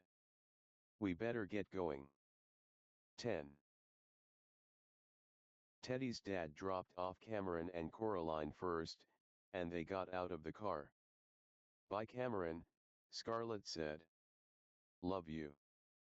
I love you too, Cameron said. Scarlett smiles and closes the door. As the car drives off, Cameron wears a joyful expression. He and his cousin walk to the door and go inside. They take off their shoes, and they see Chris, Monica, Chuck, and Carl watching Frozen. The four of them had eggnog glasses, and Chris was slurring. Oh, come on, he shouted obnoxiously. How many times is Elsa going to get out of control? Dad, are you drunk? Cameron asked. Monica turns to Cameron and nods. We all are a little bit, actually, Chuck said. But your dad is kind of a mess right now, so I would stay away from him. Sarah goes over to Cameron. Your parents, uncle and grandfather are playing the drinking game, she said. Oh, Cameron said. What's the challenge? They have to drink eggnog every time Elsa gets out of control, Sarah said. Sarah never drank alcohol, and neither did Chad, and they wanted it to stay that way.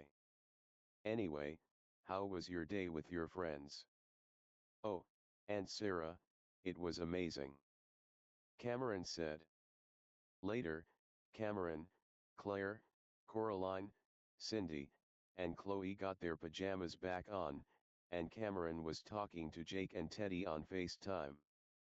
Guys, it was amazing. Cameron said.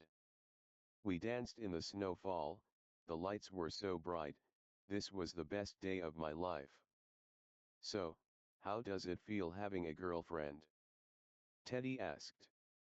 Different, but amazing, Cameron said. Scarlett's super nice, Teddy said. She is, Cameron said. Oh, Cam, Jake said, smirking. Where do you think that music was playing? Cameron narrows his eyes and thinks. Wait a minute, he said.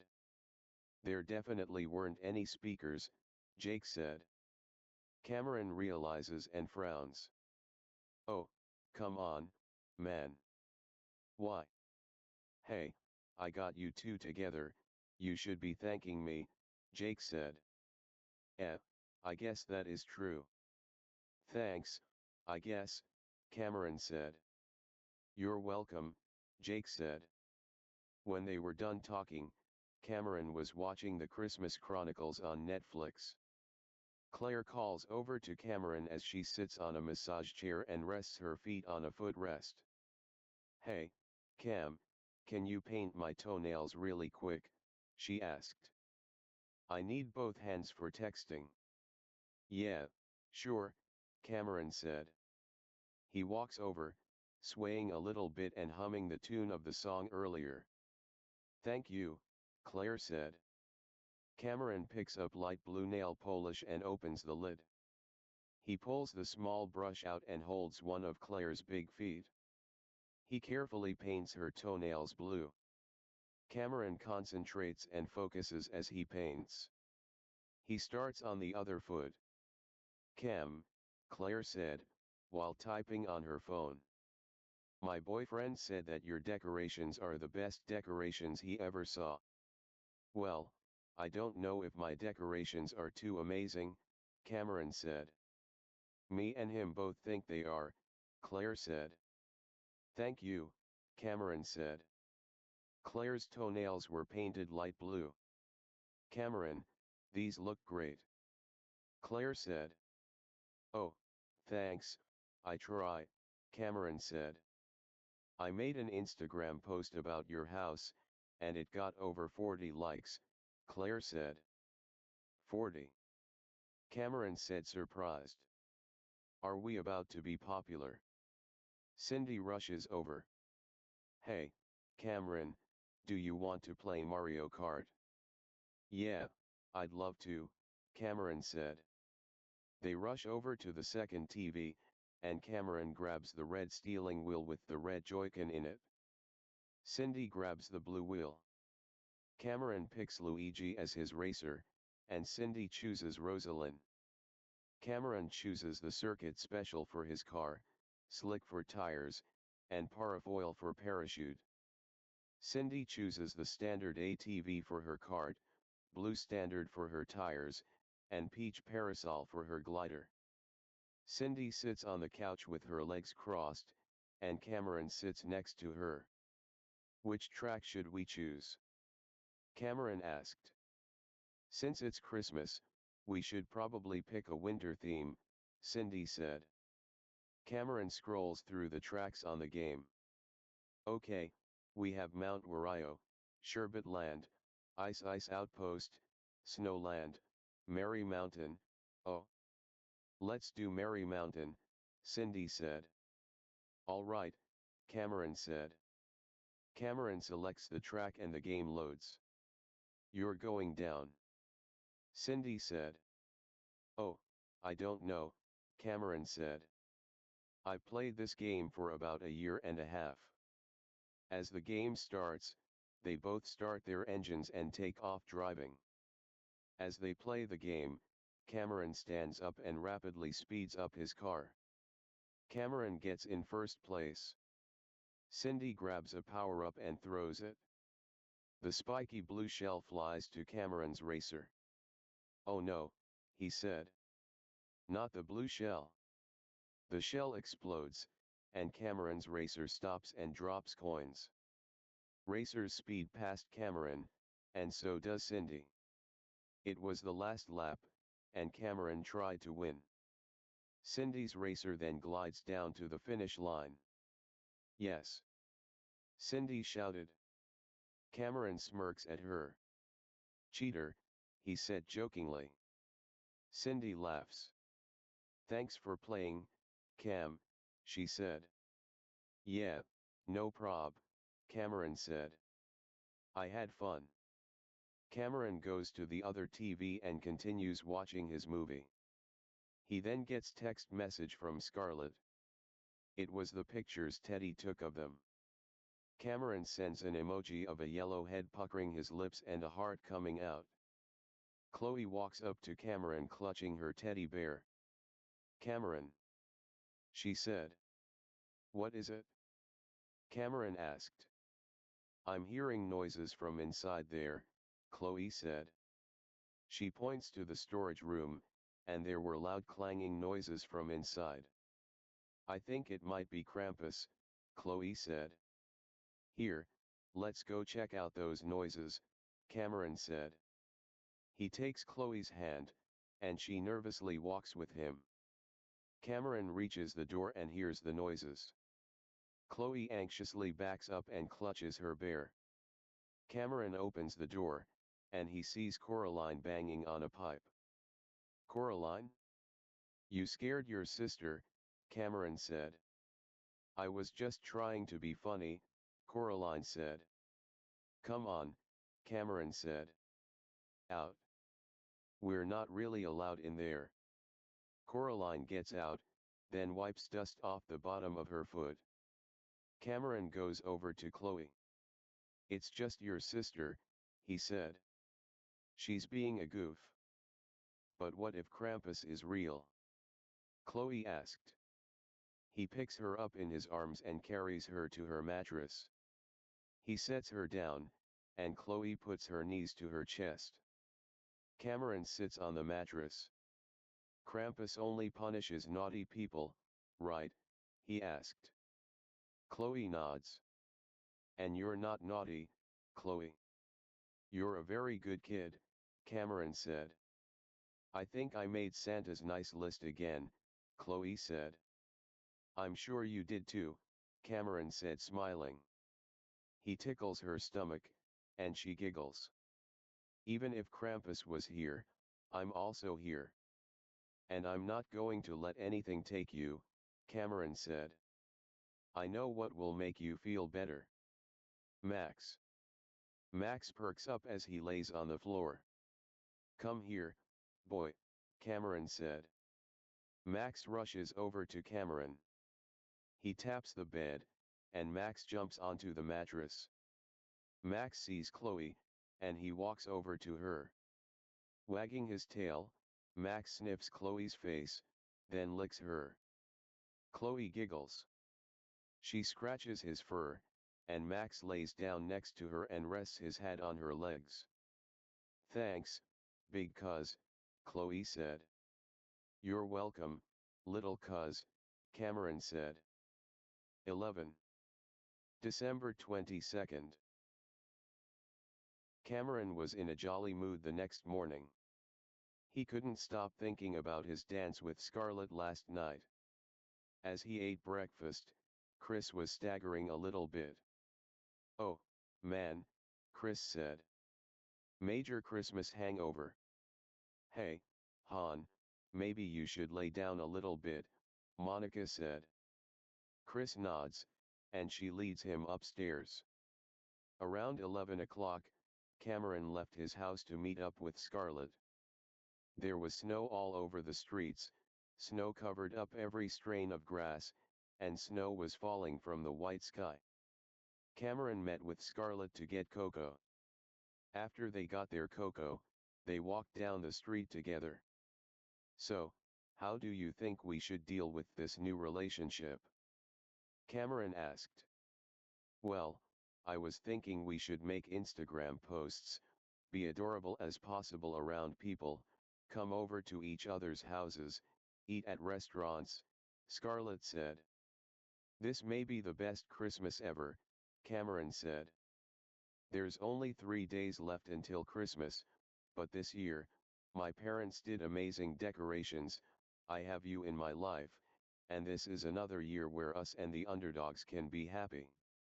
He then gasps and gets an idea.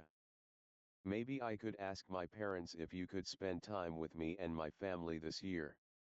Scarlett takes his hands. Oh, Cameron, she said. My sweet, adorable candy cane. That would be wonderful. I'm sure my parents and extended fam will love you, Cameron said. They both kiss on the lips. Later, as the couple walk on a sidewalk near a forest, Jake catches up to them. Hey, lovebirds, he said. I've been looking everywhere for you. We're going to head to Teddy's cabin, Cameron said. Teddy's parents were divorced, and his dad owned a log cabin in the woods. His dad wasn't there a lot, so Teddy and the underdogs made it their hideout most of the time. I heard the other underdogs are at the cabin already, Jake said. The three friends walked on the sidewalk near the trees, and then a black car pulled up beside them. The front window rolls down, revealing Brandon's angry face. Growling, Brandon gets out of the car. Frank and Fred get out from the back seat. Jake glares. What do you want? Brandon stomps over to Cameron. What are you doing with my lady? He asked. What are you talking about? Cameron asked.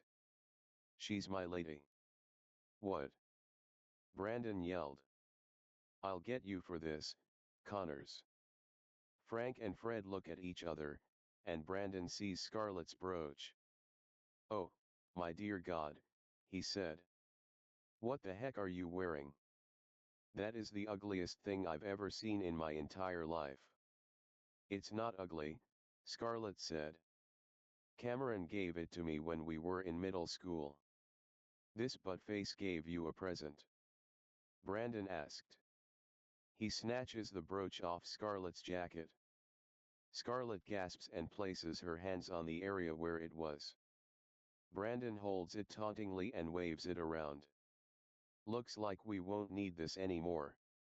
Cameron aggressively grabs the brooch from Brandon and walks over to Scarlett. He smiles and gives it to her. "Oh, thank you, Cameron," she said. Brandon growls and stomps to his car, and he opens the door and reaches in. Everybody watches him. Brandon grabs a hockey stick and holds it with two hands.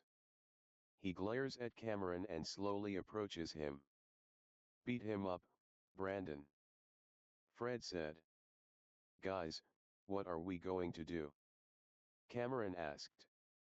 "Run," Jake screamed. Cameron, Scarlett, and Jake sprint down the sidewalk. "BFFs, get them," Brandon shouted. The BFFs run after them. "Cameron, they're catching up," Jake said. Cameron quickens his pace, and Scarlett follows.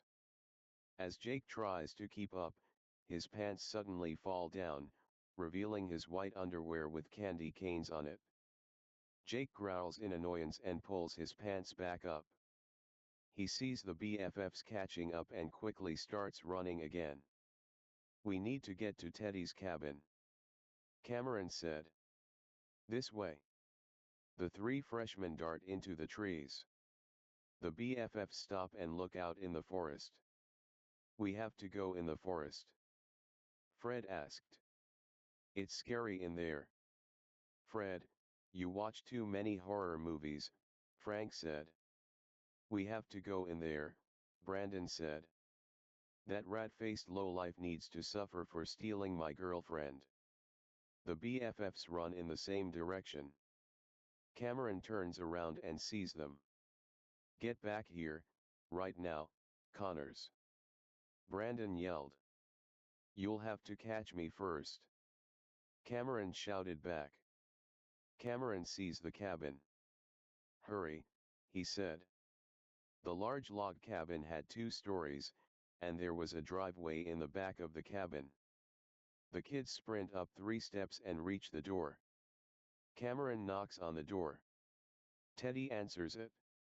"Oh, hi guys," Teddy said. "Teddy, we need sanctuary," Cameron said. "Brandon is about to kill me." "Oh, candy canes," Teddy said. "Hurry, get your butt in here." Cameron, Scarlett, and Jake quickly get inside. Teddy slams the door and locks the door. 9 other kids that were around 13, 14, and 15 years old noticed them. "Hey, it's Cameron," one kid said. "Hi, underdogs," Cameron said. "We kind of need protection right now." Teddy looks out the window, and he sees the BFFs running at the cabin. "Underdogs, Brandon is coming," he said. The underdogs gasp. "Hurry, hide," Teddy said. The 9 kids find hiding spots and close their mouths. Cameron and Scarlett lay down below the window. Jake hides in a coat rack. Teddy grabs a wooden baseball bat and stands next to the door. Suddenly, the doorknob rattles. He then hears knocking. Cameron and Scarlett watch fearfully. The knocking stops.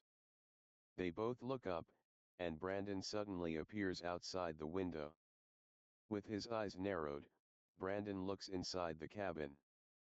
He doesn't see anyone, and Cameron and Scarlett fearfully look up as they lay on the floor. Brandon leaves? As he, Frank, and Fred go back into the forest, Teddy glances over his shoulder. "Everyone, it's safe to come out." "Oh, thank goodness," one kid said. "Brandon is the worst," another kid said. "They could still be out there," Teddy said. He puts his bat down. "Cameron, Scarlett, Jake, you should all stay here." It's not safe. Thank you, Ted, Cameron said. Cameron didn't know the other underdogs' names, but they all had so much in common and every single one of them was assaulted and bullied by Brandon. Jake comes out of his hiding spot. I need new pants, he said, trying to pull his pants up. These are too big. Hey, it's Scarlett with Cameron, a kid said. Look at them, another kid said. Those two are adorable. Cameron and Scarlett both smile. Those two are like Santa and Mrs. Claus, another kid said. 12. About 2 hours later, the kids were eating Christmas cookies and drinking hot chocolate near a nice, warm fireplace. Some of the kids were watching A Christmas Carol from 1938 on the TV above the fireplace. Oh, it's so warm in here, Cameron said, relaxed. It's freezing outside. It stopped snowing, but there was snow all over the grass and on the porch. I guess that's why it's called December, Jake said. He starts laughing and everyone stares at Jake. Cameron wears a fake smile. Bruh, that was terrible, Cameron said. Okay, how about this one? Jake asked. What kind of bug hates Christmas? Oh, God, one kid said. I don't know, Jake. What? A humbug, Jake said. Some of the kids snicker a little bit. Okay, now that one was pretty funny, Teddy said. Cameron and Scarlett both sit on the floor near the fire with a blue blanket with snowman on it wrapped around them. Scarlett takes a selfie with them, then opens Instagram. She posts the picture on Instagram. Suddenly, the door knocks. Teddy looks through the keyhole. He sees Brandon standing outside smiling and holding his hockey stick. Teddy looks horrified and turns to his friends. Underdogs, Brandon's back, he said. Theodore, you and your friends have 30 seconds to come out here or else I'm breaking down the door, Brandon said. Teddy grabs his bat. Brandon, I have a baseball bat, and I'm not afraid to use it, so you better leave now. Theodore, I have my friends with me, so come outside now, Brandon said.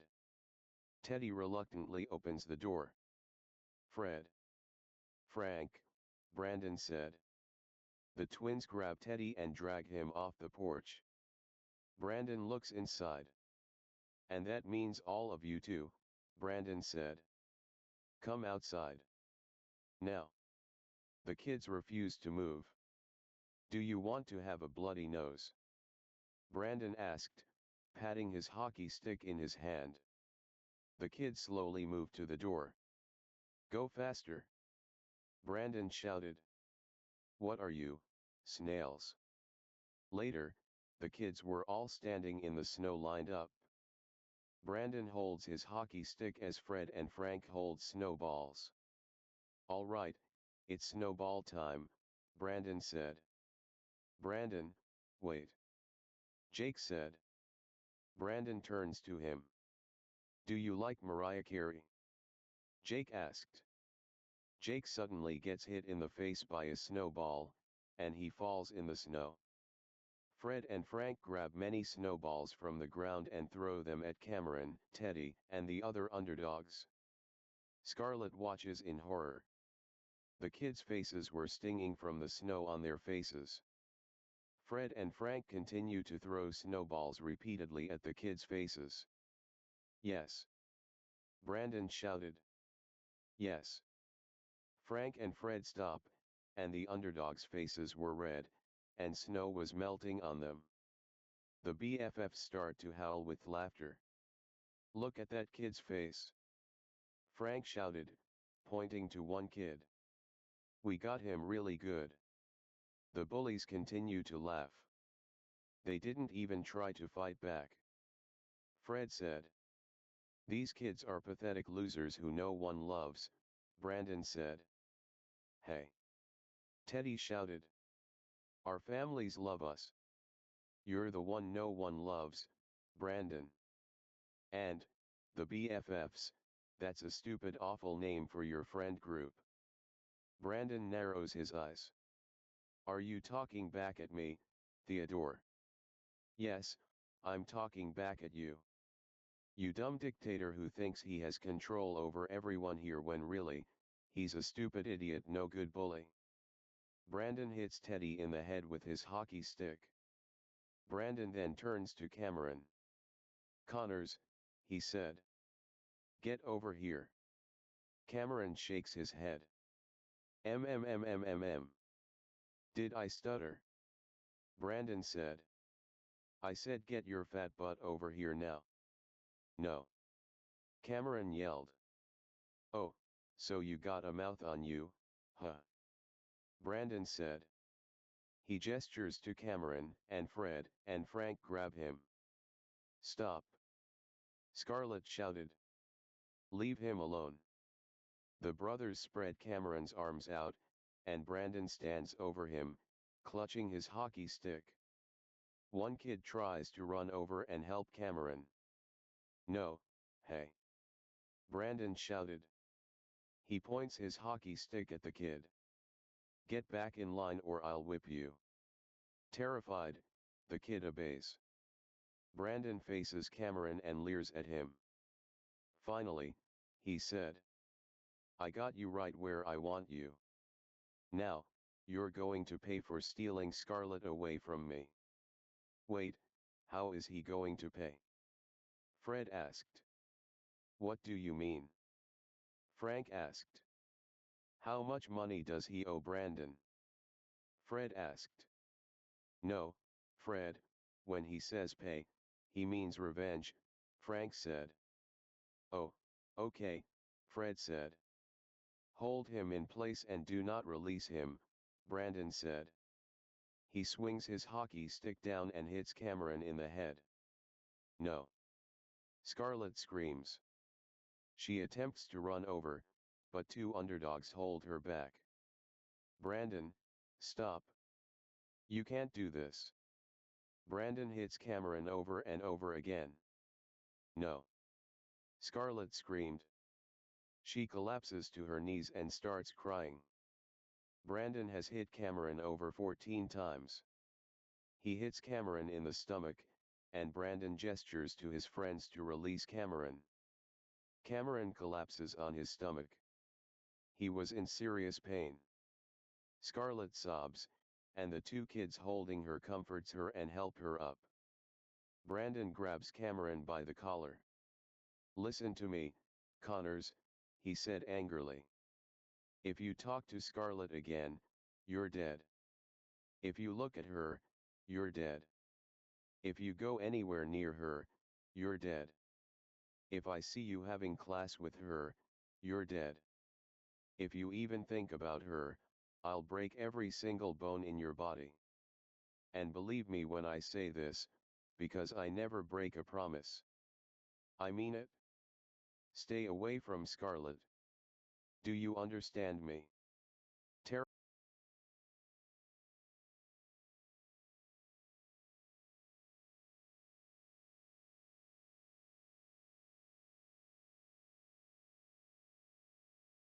Terrified.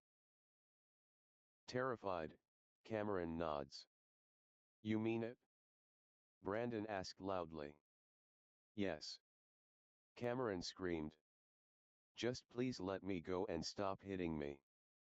Brandon throws Cameron into the snow. The BFFs start to walk away. Brandon turns back to the underdogs. Merry Christmas, morons, he said. Brandon chuckles and smirks as he and the two other BFFs walk away.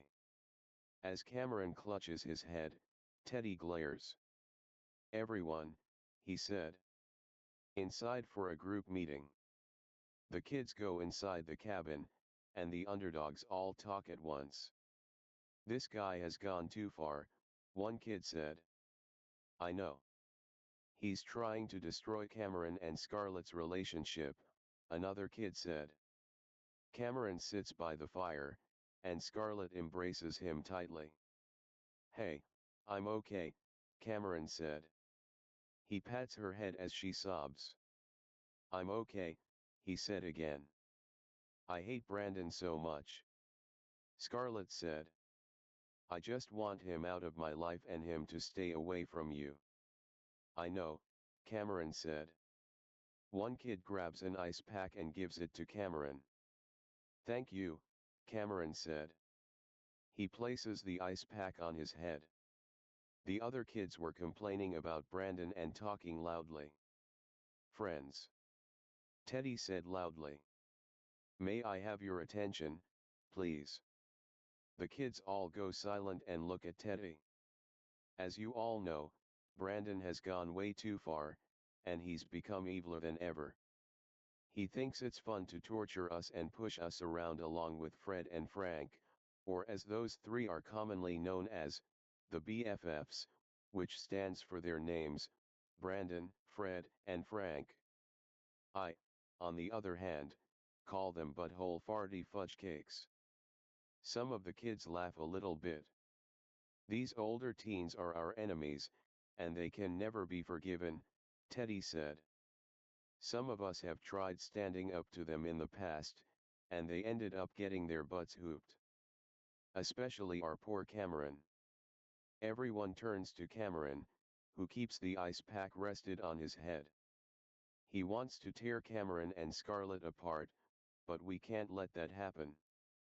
And we made a mistake. We never stood up to Brandon enough. But it's not too late to fix that. I've seen people take a stand and tell people that enough is enough, and I'm not about to let Brandon hurt us any longer. Friends, Brandon may be strong, but we are stronger. We all have each other, and together, we can stand up to Brandon.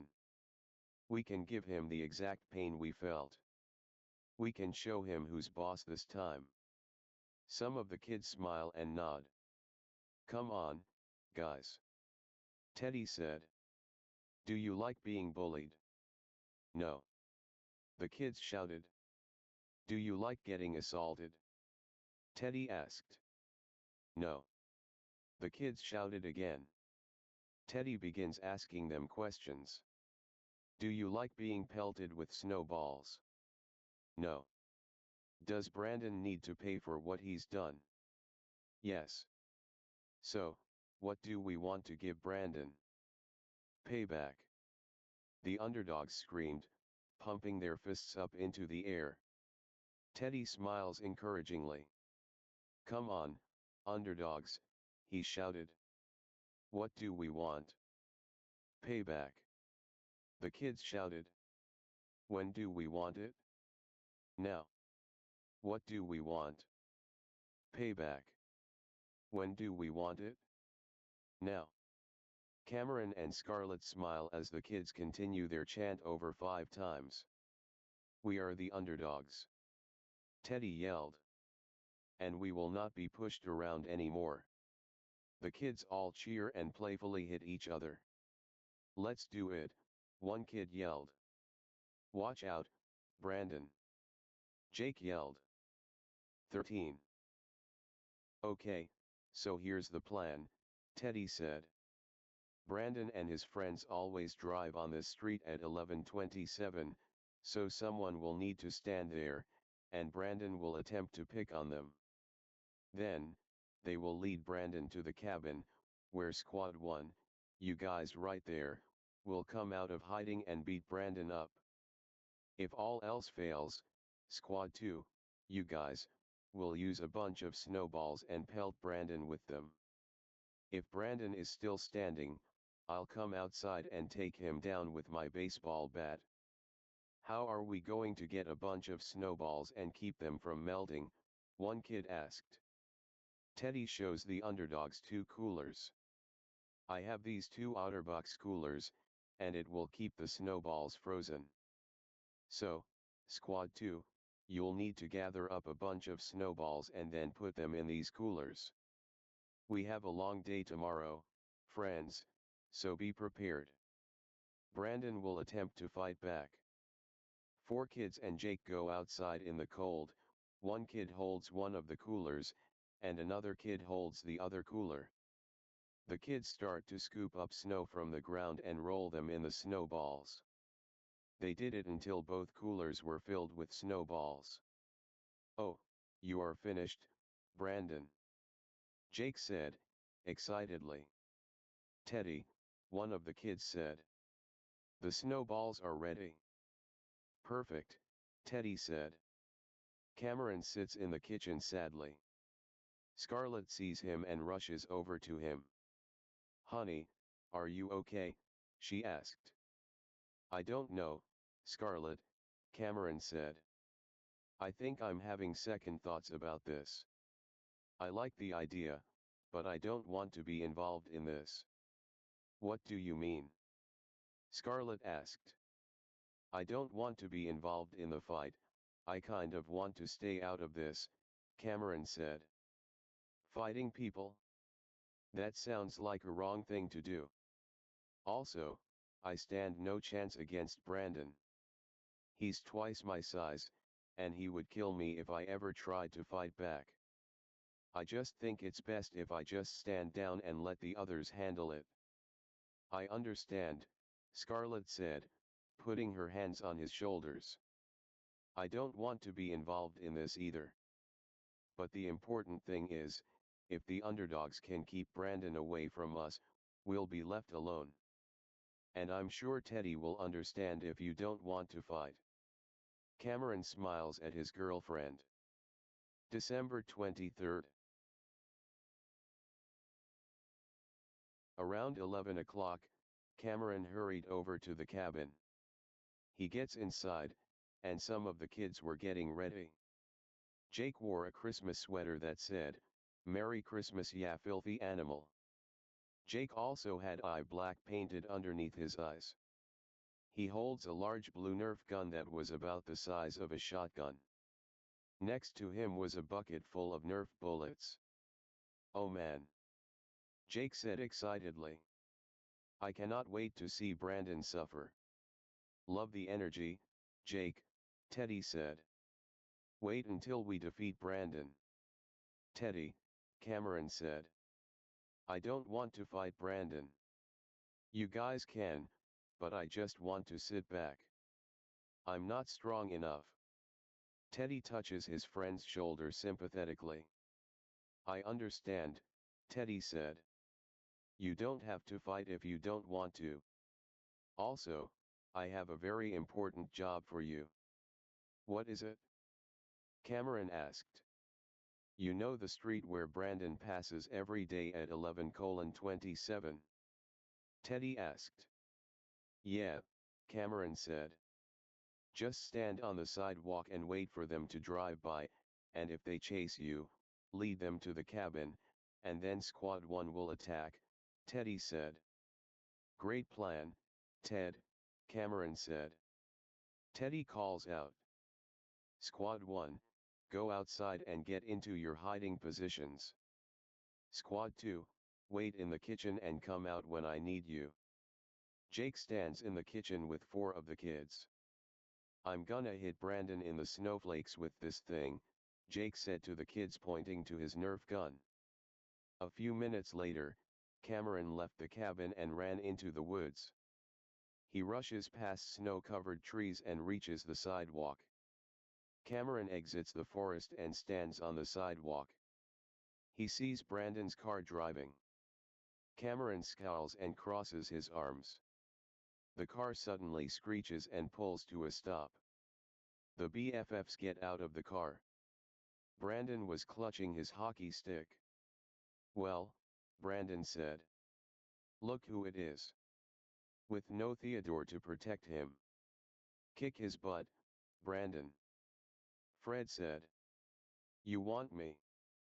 Cameron asked. "Then come and get me." Brandon and his 2 friends just laugh. "Very funny, Connors," Brandon said. Cameron suddenly dashes into the forest. "Are you freaking kidding me?" Brandon said. "Get him."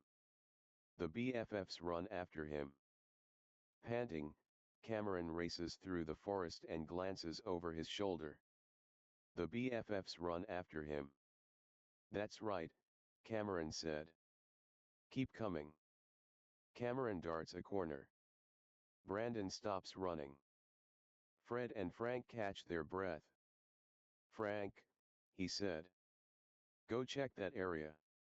"Fred, check those trees over there." "But there are so many," Fred said, complaining. "Do it, moron," Frank said. "Ugh, fine," Fred said. Frank goes in the opposite direction. Brandon moves forward, holding his hockey stick with two hands. "Hey!" Cameron yelled. He throws a rock at him, which bounces off his jacket. "I'm over here!" Cameron shouted. Brandon takes a deep breath and advances. Cameron runs, and Brandon gives chase. Cameron runs fast, kicking up snow. Cameron sees Teddy's cabin. He stops running and stands next to it. He faces Brandon, who breathes heavily and clutches his chest. He looks up and grins at Cameron. He walks towards him, but then a kid stomps on the snow in one area of the trees, kicking up snow. Brandon turns. Suddenly, more underdogs emerge from the trees holding improvised weapons. One kid holds a crowbar, another holds a 2x4, another holds a frying pan, and another holds a large candy cane staff and wears a Santa hat on his head. One kid doesn't have a weapon. He cracks his knuckles and then his neck. The five underdogs glare angrily at Brandon.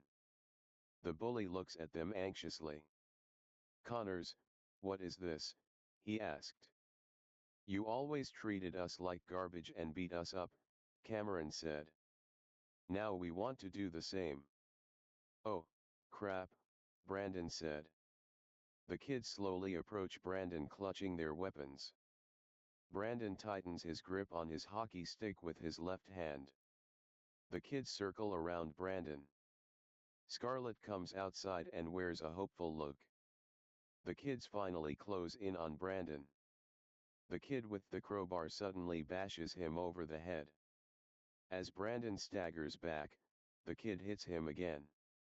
Brandon clutches his head in pain. The kid with the 2x4 hits him on the back. The unarmed kid then punches Brandon in the face. Grimacing, Brandon swings his hockey stick at the kid, but the kid dodges. As the candy cane kid advances, Brandon hits him in the stomach with his hockey stick. The kid clutches his stomach. The crowbar kid runs at Brandon, but he sweeps his legs, and the kid falls hard onto his back. As Brandon looks down at him, the kid with the frying pan hits him on the head, knocking him to the ground. The kid bashes Brandon with the frying pan repeatedly. "Fred! Frank!" he called out. "Help!" In the woods, Frank and Fred hear Brandon shouting. "Brandon's in trouble," Fred said. "Come on, let's go help him," Frank said. The brothers run in the direction of Brandon screaming and see the cabin. They see Brandon getting hit with the frying pan. "Hey!" Frank yelled. He grabs the kid's shoulder and pushes him off Brandon. "Get off our leader." The kid tightens his face and hits Frank on the head. Frank grabs the kid by the throat and strangles him. He walks him towards a tree and throws him into it. The kid hits his head on it. The candy cane kid uses his candy cane staff to trap Frank's neck. The kid throws Frank into Fred. The brothers both fall on the ground. The unarmed kid stomps on Frank's stomach, and the crowbar kid hits Fred on the back. Brandon gets up off the ground and charges, but the three other kids detain him. Brandon punches one kid in the stomach, then kicks another kid. They both fall on the ground. The last kid jumps on his back and punches Brandon in the face 3 times. Brandon grabs him by the collar and throws him to the ground. Brandon grabs the crowbar kid and hits him on the head with his hockey stick. He then grabs the unarmed kid and throws him in the snow. He then hits the kid on the head.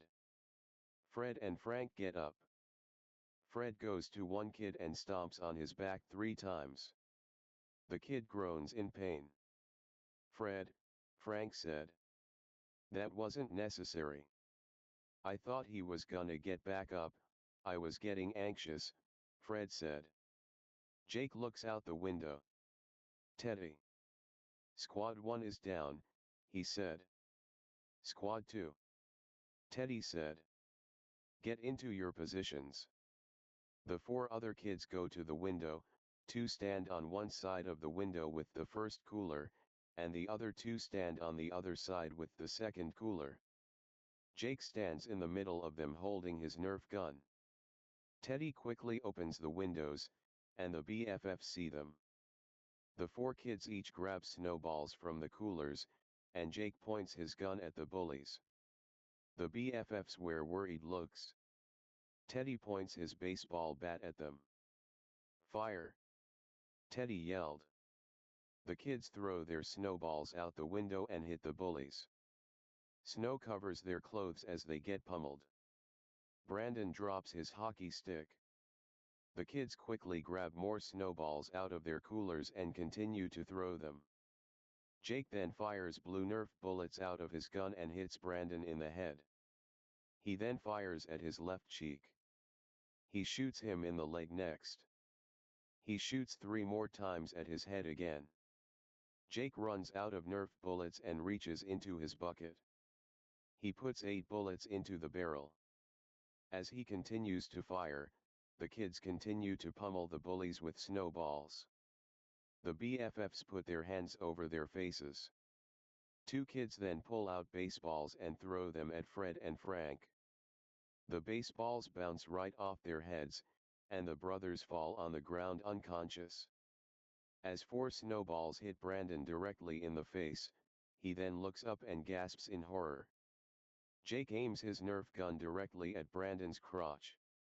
"Eat it and weep," Jake said. He fires a Nerf bullet, which hits Brandon in his private area. Brandon clutches his crotch and yells in pain. Frowning, Teddy goes to the front door clutching his baseball bat. He opens the door and walks outside. Going down the steps, Brandon sees him. Scarlett goes up next to Cameron, and the couple watches as Teddy pats the bat in his hand. "You bullied me for years," Teddy said to Brandon. "Then you started hurting my friends. You became a monster to all of us." Teddy stands in front of Brandon, holding his bat with 2 hands.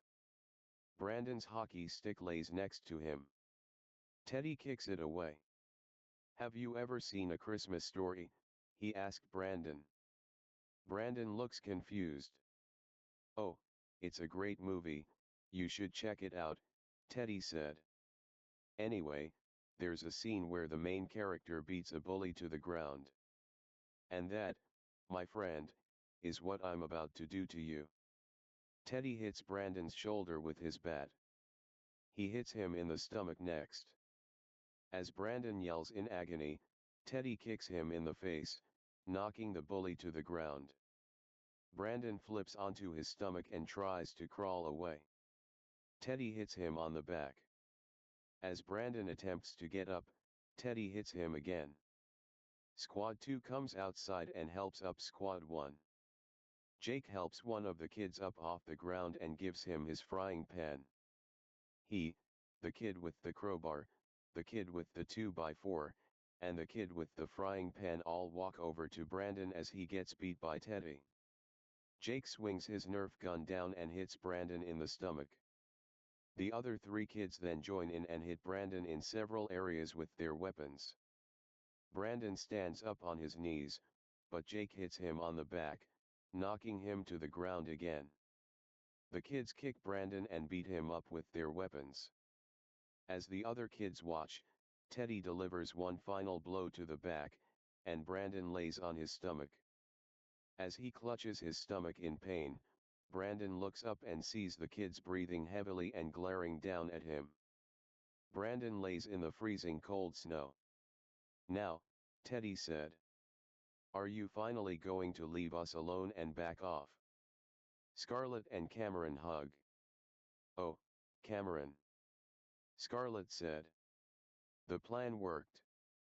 As Brandon rests his head on the snow, he sees Scarlett and Cameron still hugging. Brandon starts growling in a furious state.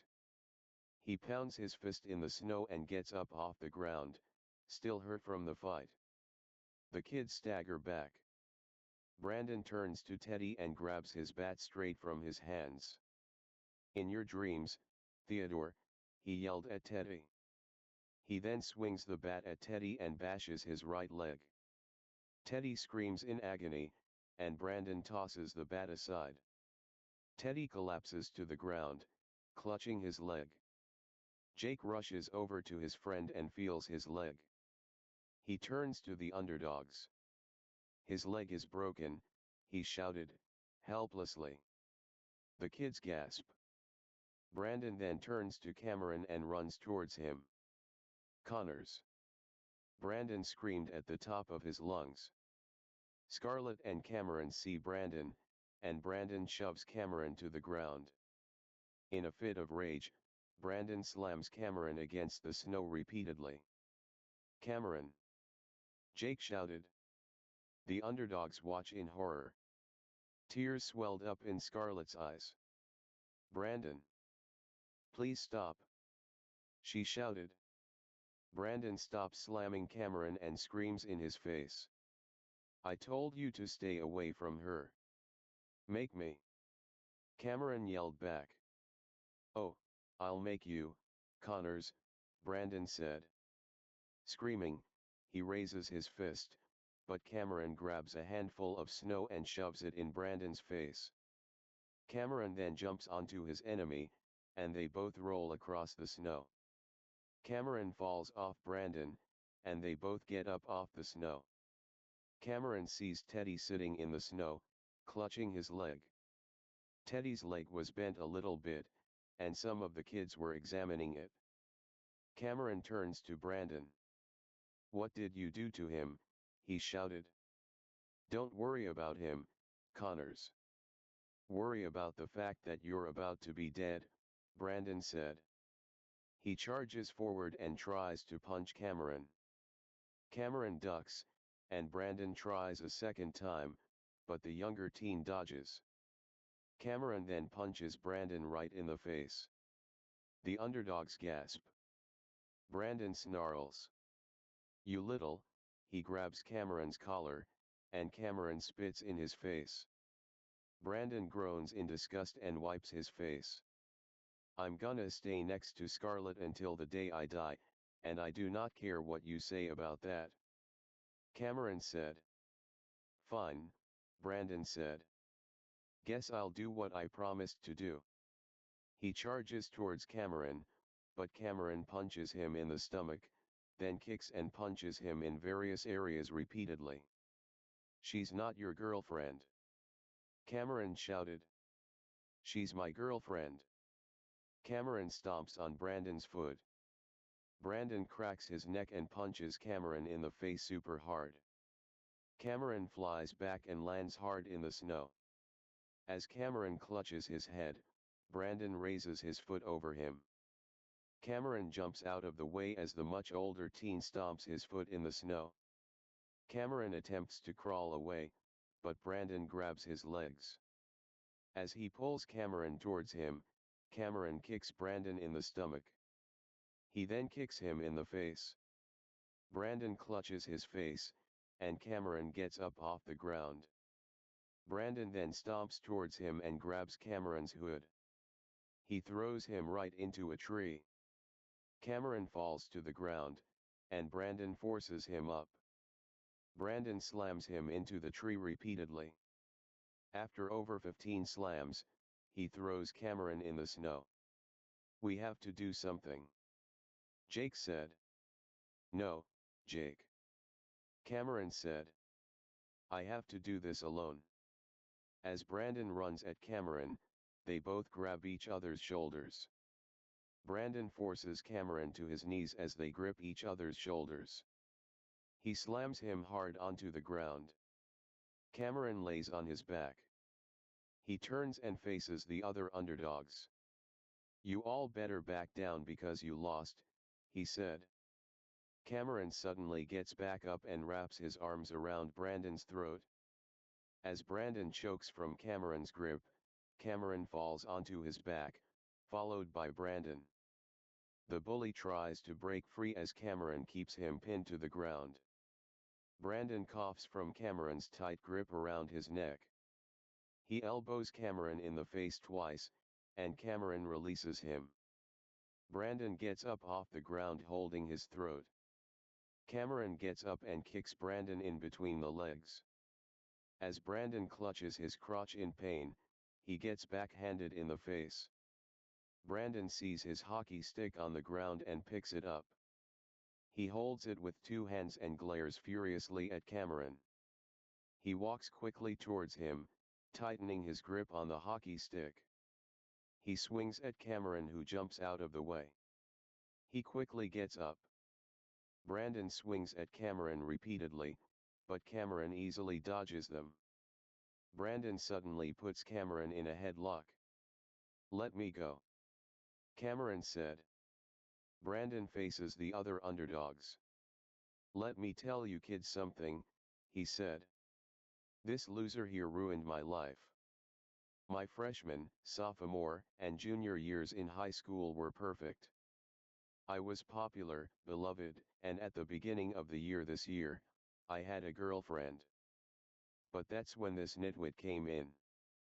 He was beloved by students, acted like he was so kind and great, and just recently stole Scarlett away from me. Now I have no girlfriend, no popularity, and the only friends I have are those two." He points to Fred and Frank, who are still lying on the ground unconscious. "Sure, it was us three, the BFFs, together forever, but no one else took me seriously. They laughed at me and always paid attention to this guy right here." Brandon turns to Cameron, still trapped in the headlock. "I'm going to enjoy beating you until you're at the point of tears, Connors," Brandon said. "Brandon, you did that to yourself," Cameron said. "I was helping people and making friends. I was just being a good student like a lot of other kids. The reason everyone hates you is because you're so mean to everyone and never appreciate people for what they do to you. It's your own fault that you have no friends, because you're mean, cruel, and selfish." Brandon shakes with anger. "You don't know anything," he screamed. He throws Cameron into the snow. Brandon flips Cameron onto his back, and steps on his hand, pinning him to the ground. Brandon swings his hockey stick down and hits Cameron in the nose. Cameron's hand gets free, and he holds his nose with both hands. "Ow," he yelled.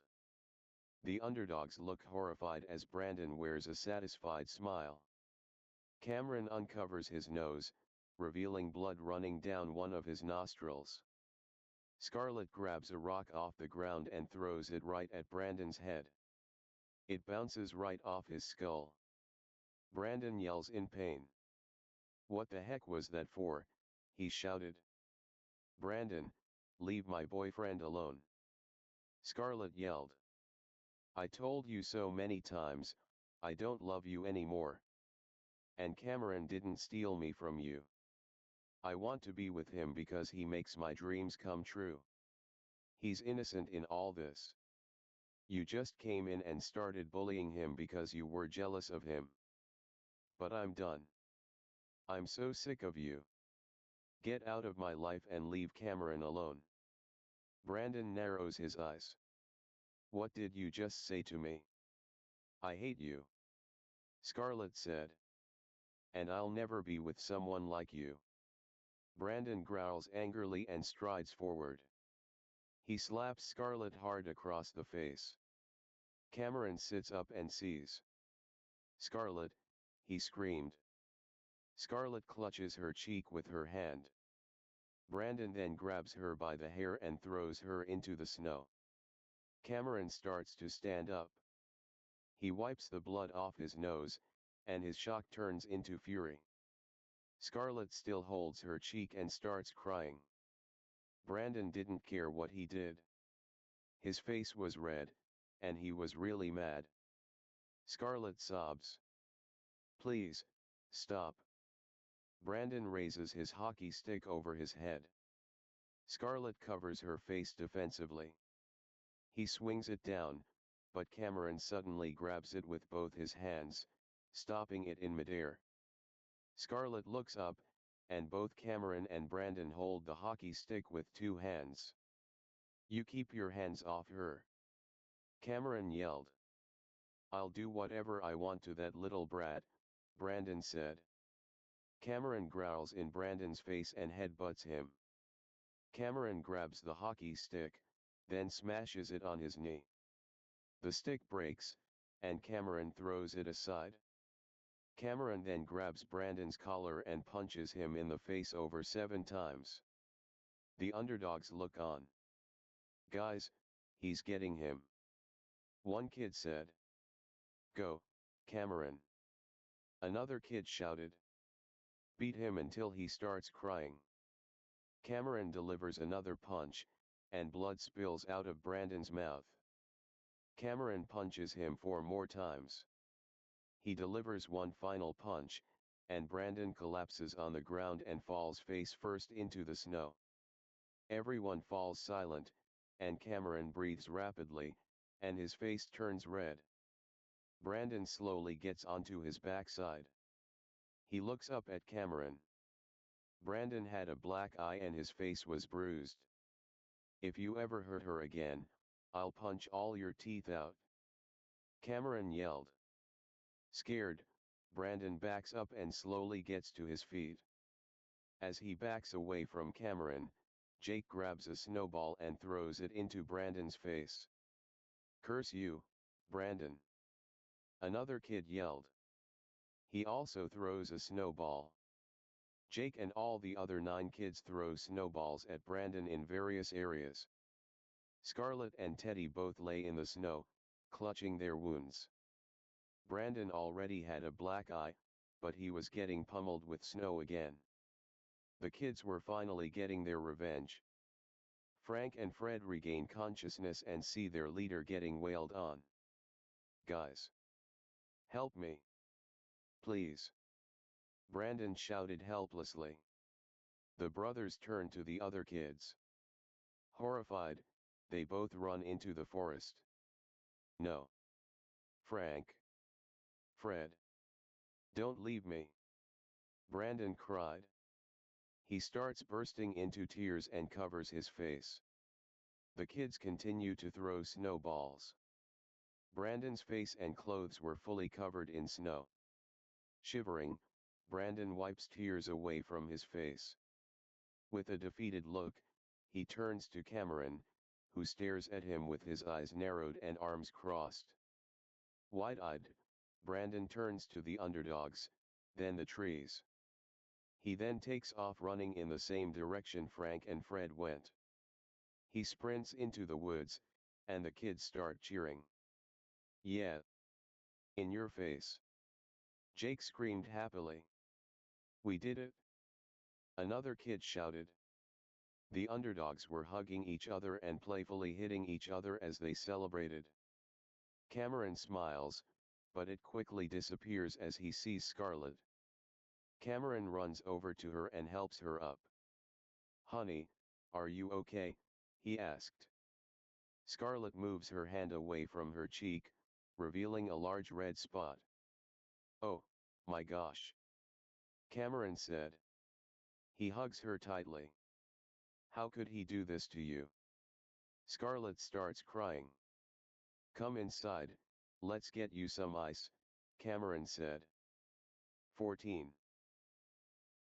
Cameron and Scarlett go inside, and Scarlett sits on the couch. Her large red mark covered almost her entire cheek. Hang on, Cameron said. I'll get you some ice. Tears run down Scarlett's face, and Cameron rushes to the freezer. He pulls out an ice pack and wraps it around a paper towel. He hurries over to Scarlett and gives her the ice pack. Just rest this on your cheek for a little bit, okay? Cameron said. Scarlett wipes her tears away and rests the ice pack on her cheek. Jake then bursts inside and carries Teddy. We need to call a hospital. Jake said. Teddy's leg is wounded very bad. The other 9 kids walk inside. They all look at Teddy's bent leg. A few of them cringe. Oh, my God, one kid yelled. Another kid retches. That is bad, another kid said. Say something more positive. Teddy said in agony. Okay, snow used to be water, Jake said. Bruh, why would that make me feel better? Teddy asked. I don't know, I say stupid things when I'm worried. Jake shouted. Okay, we beat Brandon. That's good, right? Cameron asked. The underdogs nod. A few minutes later, an ambulance pulled up into the driveway. Jake went out the back door carrying Teddy. 2 paramedics rush over. What happened? The male paramedic asked. A bully bashed his leg with a baseball bat, Jake said. The female paramedic takes Teddy and places him on a stretcher. Okay, son, what's your name? She asked. Theodore Teddy Keller, Teddy said. Okay, Teddy, we're going to take you to the hospital and get your leg looked at, the paramedic said. She and the male paramedic wheel Teddy into the back of the ambulance. Thank you so much, Jake said. The ambulance leaves, and Jake rushes into the house. There was so much chatter. Is Teddy okay? Is he going to live? Is he hurt? It's okay, Jake said. They're taking him to the hospital and they're going to look at his leg. I assure you, Teddy is fine. Come on, we need to celebrate, one kid shouted. Yeah, the other underdogs shouted. The underdogs were all eating Christmas cookies and drinking hot chocolate and Dr. Pepper. As the Muppet Christmas Carol was playing on the TV, Jake and a few other kids were watching the movie. How many adaptations did they make of the Dickens book?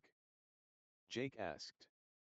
I have no idea, but they recently made another one with Will Ferrell and Ryan Reynolds, another kid said. Oh, Spirited. Oh, my gosh, I love that movie, another kid said. Cameron holds 2 mugs of cocoa and walks over to Scarlett. Her cheek was healed a little bit. Are you doing okay? Cameron asked. He hands her a mug. Yes, Scarlett said. She takes the mug. By the way, thank you for standing up to Brandon for me. You're welcome, Cameron said. He kisses her cheek, and she smiles. A few hours later, Teddy arrived home, and he had a cast on his broken leg and had crutches. The kids see him. Teddy's back, one kid shouted. The kids cheer. Teddy's okay, another kid said. Teddy moves to the couch and sets his crutches down. He carefully sits on the couch. Man, it must suck having a broken leg during the holidays, Jake said. It's okay, Teddy said. At least we have our freedom now. Cameron embraces Scarlett, and other kids chat in different groups. Everyone, Teddy called out. Everyone looks at them, some holding Dr. Pepper, and others holding cocoa.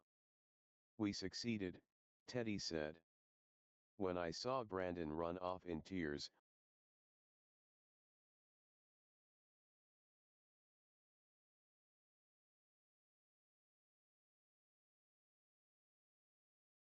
When I saw Brandon run off in tears, I knew that meant that we're rid of his evil reign of terror forever.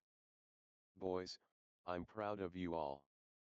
And I'm especially proud of you, Cameron. Everyone turns their attention to Cameron.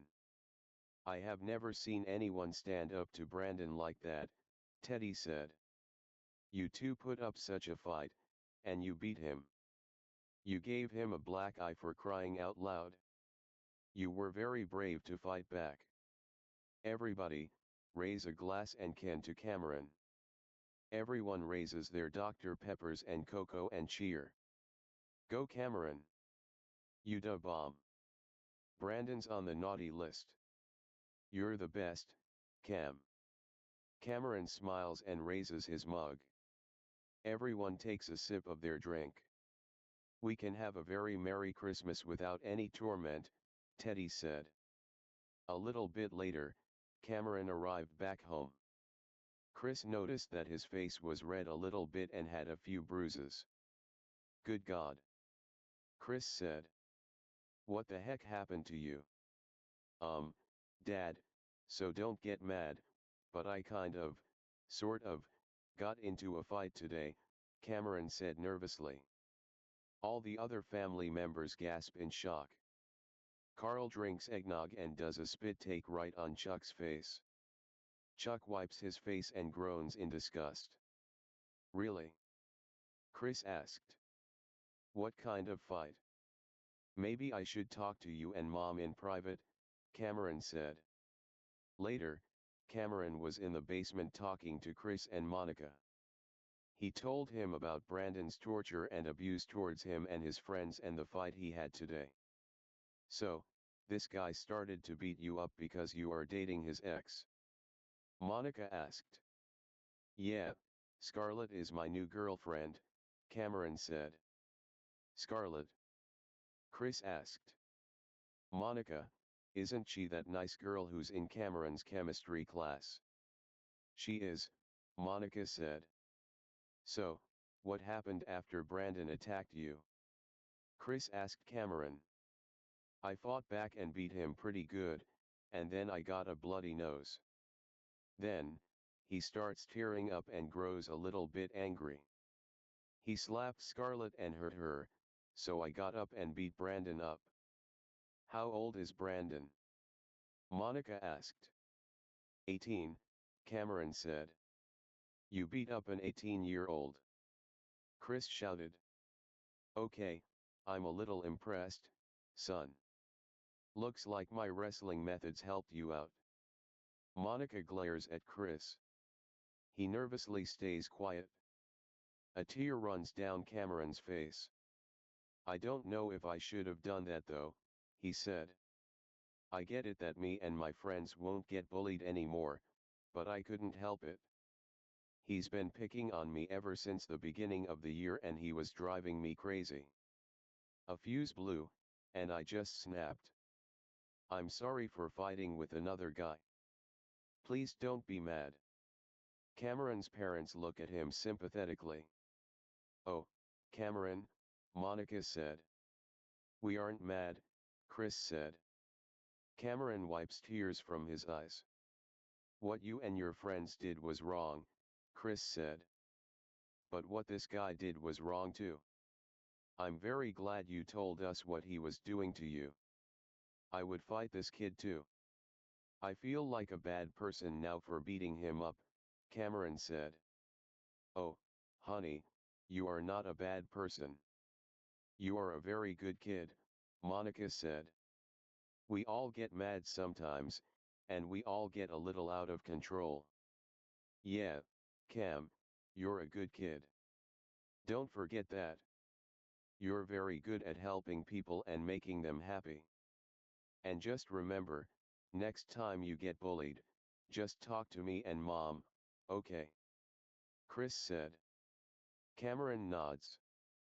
Monica smiles and kisses Cameron's head. We're also proud of you for standing up, Chris said. Hey, is it okay if Scarlett joins us in activities tomorrow? Cameron asked. Monica and Chris look at each other. You know what? Chris said. Why not? Yeah, we'd love to meet her, Monica said. Oh, Mom, Dad, thank you. Cameron said. 15. Around 6 o'clock, Cameron and Scarlett were walking along the sidewalk. Where are we going, baby? Scarlett asked. There's something I wanted to show you, Cameron said. He leads her into his neighborhood and shows him all the Christmas lights around the houses. Scarlett gasps. Cameron, your neighborhood is beautiful, she said. Yeah, my neighbors go all out on Christmas, Cameron said. They walked through the neighborhood. Scarlett was amazed by all the lights. People had glow-in-the-dark inflatables, such as reindeer, snowmen, the Grinch, and Santa Claus, colorful lights wrapped around their roofs, glowing signs that said stuff such as Merry Christmas, or Happy Holidays. They sit on a bench next to a playground and look at the glowing lights. Cameron holds Scarlett's hand as they sit on the bench and look at the lights. This is the most beautiful neighborhood I've ever seen, Scarlett said. She rests her head on Cameron's shoulder. This is one of my favorite things every year, Cameron said. Brings so much nostalgia. Every night, my neighborhood had so many great decorations up, but this year, we were able to get the biggest decorations out of everyone. Apparently, we're the richest family in the neighborhood this year. How did you make so much money? Scarlett asked. My dad's a real estate agent and he sold so many houses this year, Cameron said. I remember when me and my parents used to look at lights in neighborhoods, Scarlett said. There were so many good lights, but these are the best lights I've ever seen. Last year, me and my parents went to this amazing Christmas carnival, and they had a giant Ferris wheel, different rides, and there were so many decorations. I bet their decorations were a lot better than mine then, Cameron said. How did you get your decorations? Scarlett asked. So, earlier in November, we got all of those decorations from the store, and we really leveled up on lights, food, and activities. We had over $1,000. This is probably going to be the biggest Christmas I've ever had. And good news, my parents said you can come over tomorrow. My parents said I could too. Scarlett said. Okay, Christmas just got even better, Cameron said. Both of them hold both hands. Oh, Scarlett, just wait until you meet my family and play games with us. It's so much fun. They're very fun games and my cousins are great people, Cameron said. Oh, Cameron, Scarlett said. They both share a kiss as they sit on the bench. Later, Cameron joins his family back at home and they all watch The Nightmare Before Christmas. You know, I'm still against watching this movie because this is more of a Halloween movie. What? No, it's not, Chuck said.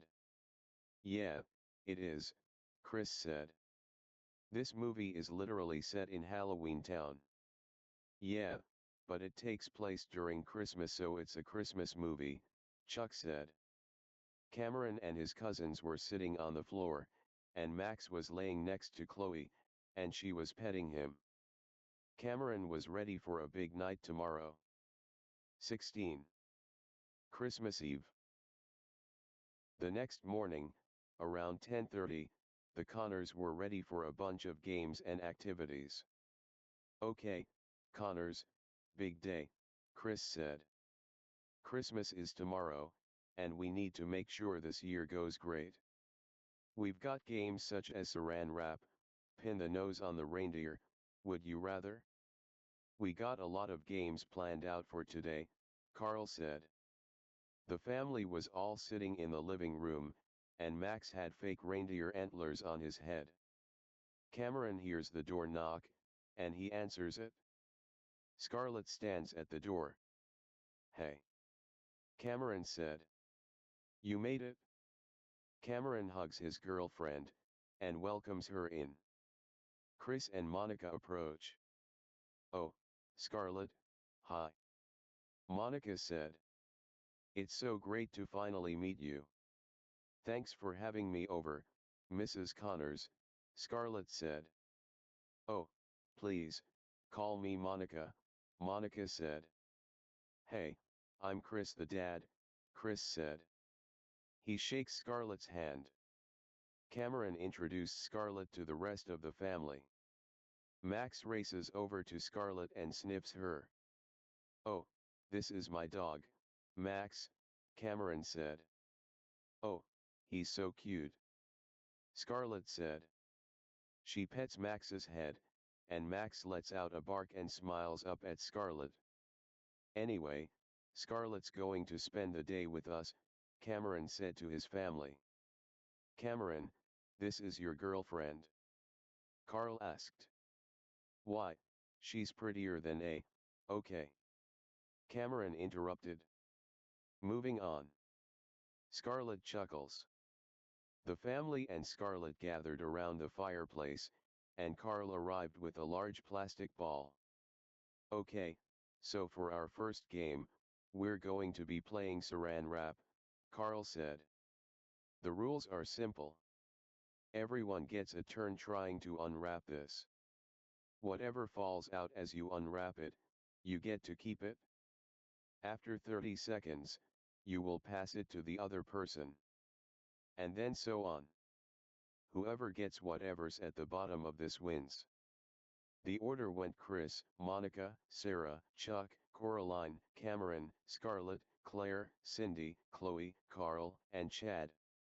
Chris went first, and Carl started the 30-second timer on his phone. Chris was aggressively tearing at the plastic wrap. Oh, my gosh. Claire said. Dear God, Chris, calm down. Chuck said. Money and chocolate fall out of the wrap and Chris unravels it. When time ran out, Chris got $20 and 5 pieces of chocolate. Chris passes the wrap to Monica. Carl sets the timer. Monica tries to tear at the plastic, but she struggles. Come on, she said. Hey, Aunt Monica, the timer's ticking, Cindy said. I know, it's just, this thing is really stuck. She suddenly tears out a large piece of plastic, and candy and more money fall out. As the family unwraps the wrap, they end up getting candy, chocolate, and money. Chris ultimately ended up winning. Chuck, Cameron, and Carl were disappointed. You cheated, Chuck said. I did not, Chris said. Chuck crosses his arms. Okay, well, maybe someone else would have won if you didn't work out so much. Chris starts talking. Okay, maybe you should, Dad, Uncle Chuck, please stop arguing, Cameron interrupted. My girlfriend's over. He turns to Scarlett. Sorry, they argue a lot siblings, am I right? Carl was about to start to the next game. It's kids only. The game is pin the nose on the reindeer.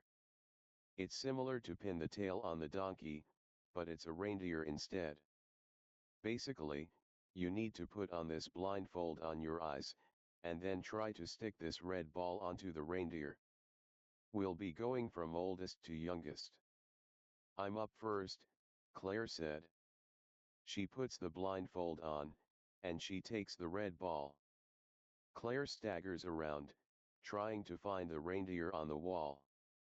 Max suddenly goes in front of Claire and looks up at her, sticking out his tongue. Claire reaches down and places the ball on Max's nose. Claire takes off the blindfold. Did I get it? She asked. She sees Max looking up at her and panting. Hey, Max looks like Rudolph. Chloe said. Ah, he's so much cuter. Scarlett said. Claire takes a picture of Max. She takes the ball off Max's nose. Cameron was up next. Cameron was 3 months older than Scarlett, and 5 months older than Coraline. Cameron was able to successfully put the ball on the reindeer's nose. As Scarlett tries to pin the nose on the reindeer, she places it on the reindeer's butt. Cameron and Coraline laugh quietly. Coraline, Cindy, and Chloe also ended up putting the ball in the wrong areas. 17. After playing a lot of games, such as bingo and ring toss, Cameron and Scarlett were both laying in the basement, cuddling with each other and watching Gremlins on the TV. Cameron, your family is so nice, Scarlett said. Yeah, that's why I love spending time with them, Cameron said. Your dog is also super cute, Scarlett said. Thank you, Cameron said. He's a good dog. They watch the TV as Gizmo shoots out the fur balls. As they turn into Mogwais, Cameron turns to Scarlett. So that mean Gizmo is Stripe's father? Cameron asked. I never really understood this movie. Scarlett checks her phone and sees so many likes on her Instagram of posts of her and Cameron. Cam, people are responding to our posts, Scarlett said. He looks at Scarlett's phone. They see a lot of positive comments. There were a lot of comments on the phone. So cute. Christmas couples. You two are fire. Cuter than my older brother and his girlfriend. You two deserve each other. Scarlett, Cameron said. People love us. Before Scarlett left, Chris and Monica came up. Scarlett, we really loved having you here, Monica said. You know, I was thinking, Chris said. We'd love to have you over for dinner tomorrow. If it's okay with your parents. Oh, thank you, Chris. I'll ask them when I get home, Scarlett said. Christmas. The next morning was super exciting for Cameron. He and his cousins got up before the adults. They were still in their pajamas and waiting for their parents to get up. About an hour later, the parents got up, and the large family were opening presents. Chuck hands Chloe his Amazon box. Why isn't it wrapped, Daddy? Chloe asked. Sorry, baby, I didn't have a lot of time to wrap it, Chuck said. Chloe rips the tape open and pulls out the Barbie set. She screams excitedly. It's a Barbie dream house set. She sprints over to Chuck and tightly hugs him. Thank you, Daddy. Thank you. Yep, Chuck said. No problem. Cameron opens Chuck's large present. He pulls out a BB gun. Whoa. Cameron said. Chris sees this and glares at his younger brother. Chuck, he said. You got my son a BB gun. What? Chuck said. He's old enough to use one. He'll shoot his eye out, Chris said. Dad, relax, this isn't a Christmas story, Cameron said. I'll be fine. I trust him, Monica said to Chris. Cindy opens one of her presents and pulls out the gift. A PS5, she yelled. Claire opens one of her presents. Hey, I got new nail polish, she said. It seemed everyone got what they wanted for Christmas this year. The adults received gifts from each other. Chuck got Sarah a photo from their wedding, and Cameron got Monica a new Christmas shirt. Epaloge.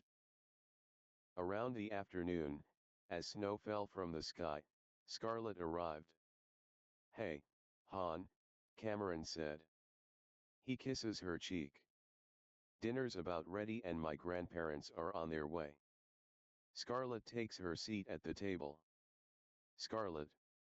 Chris said. Just wait until you try my roasted goose. The food is going to blow your mind. I'm really excited to try it, Chris, Scarlett said. Soon, the doorbell rang, and an elderly couple came inside. The woman had long white hair and glasses and wore a green Christmas sweater with the Grinch on it, and the man was bald and was just wearing all black. Monica walks over to them. "Mom. Dad," she said. She hugs her parents. "How was the drive?" "It was long," Monica's mom said. "But it was worth it to get here, dear. Now, where's my son-in-law? I want to taste his amazing food." "He's in the kitchen making it right now, Mom," Monica said. "Chris knows how to make a meal," Monica's dad said. Cameron walks over to his maternal grandparents. "Hey, Granny." "Hey, Gramps," he said. "Hey, buddy, how are you?" Monica's dad asked. "I'm doing great," Cameron said. "I brought my new girlfriend over for dinner." "Oh," Monica's mom said. "I can't wait to meet her." Monica's parents go into the kitchen. Cameron sat next to Scarlett as everyone eats at the table. Chris made roast goose, turkey, more ham, roasted potatoes, stuffing, pigs in blankets, and a lot of other foods. The family eats peacefully at the table. "Chris, your goose is so good," Scarlett said. "This is probably the best dinner I've ever had." "Oh, thank you, Scarlett," Chris said. "You're too kind." Monica later brought out her pudding, cookies, and homemade Neapolitan ice cream. Later, Cameron, Scarlett, Jake, Teddy, and Coraline were all hanging out in the basement. As Jake and Teddy chat, Cameron wraps his arm around Scarlett as they look out the window. Snow fell from the sky, the way it always did during the week. Scarlett looks at Cameron. "Babe," she said. "This was the best Christmas ever." "It really was," Cameron said. The two of them kiss. As Jake reaches for the controller, he accidentally touches Coraline's hand. Both of them blush.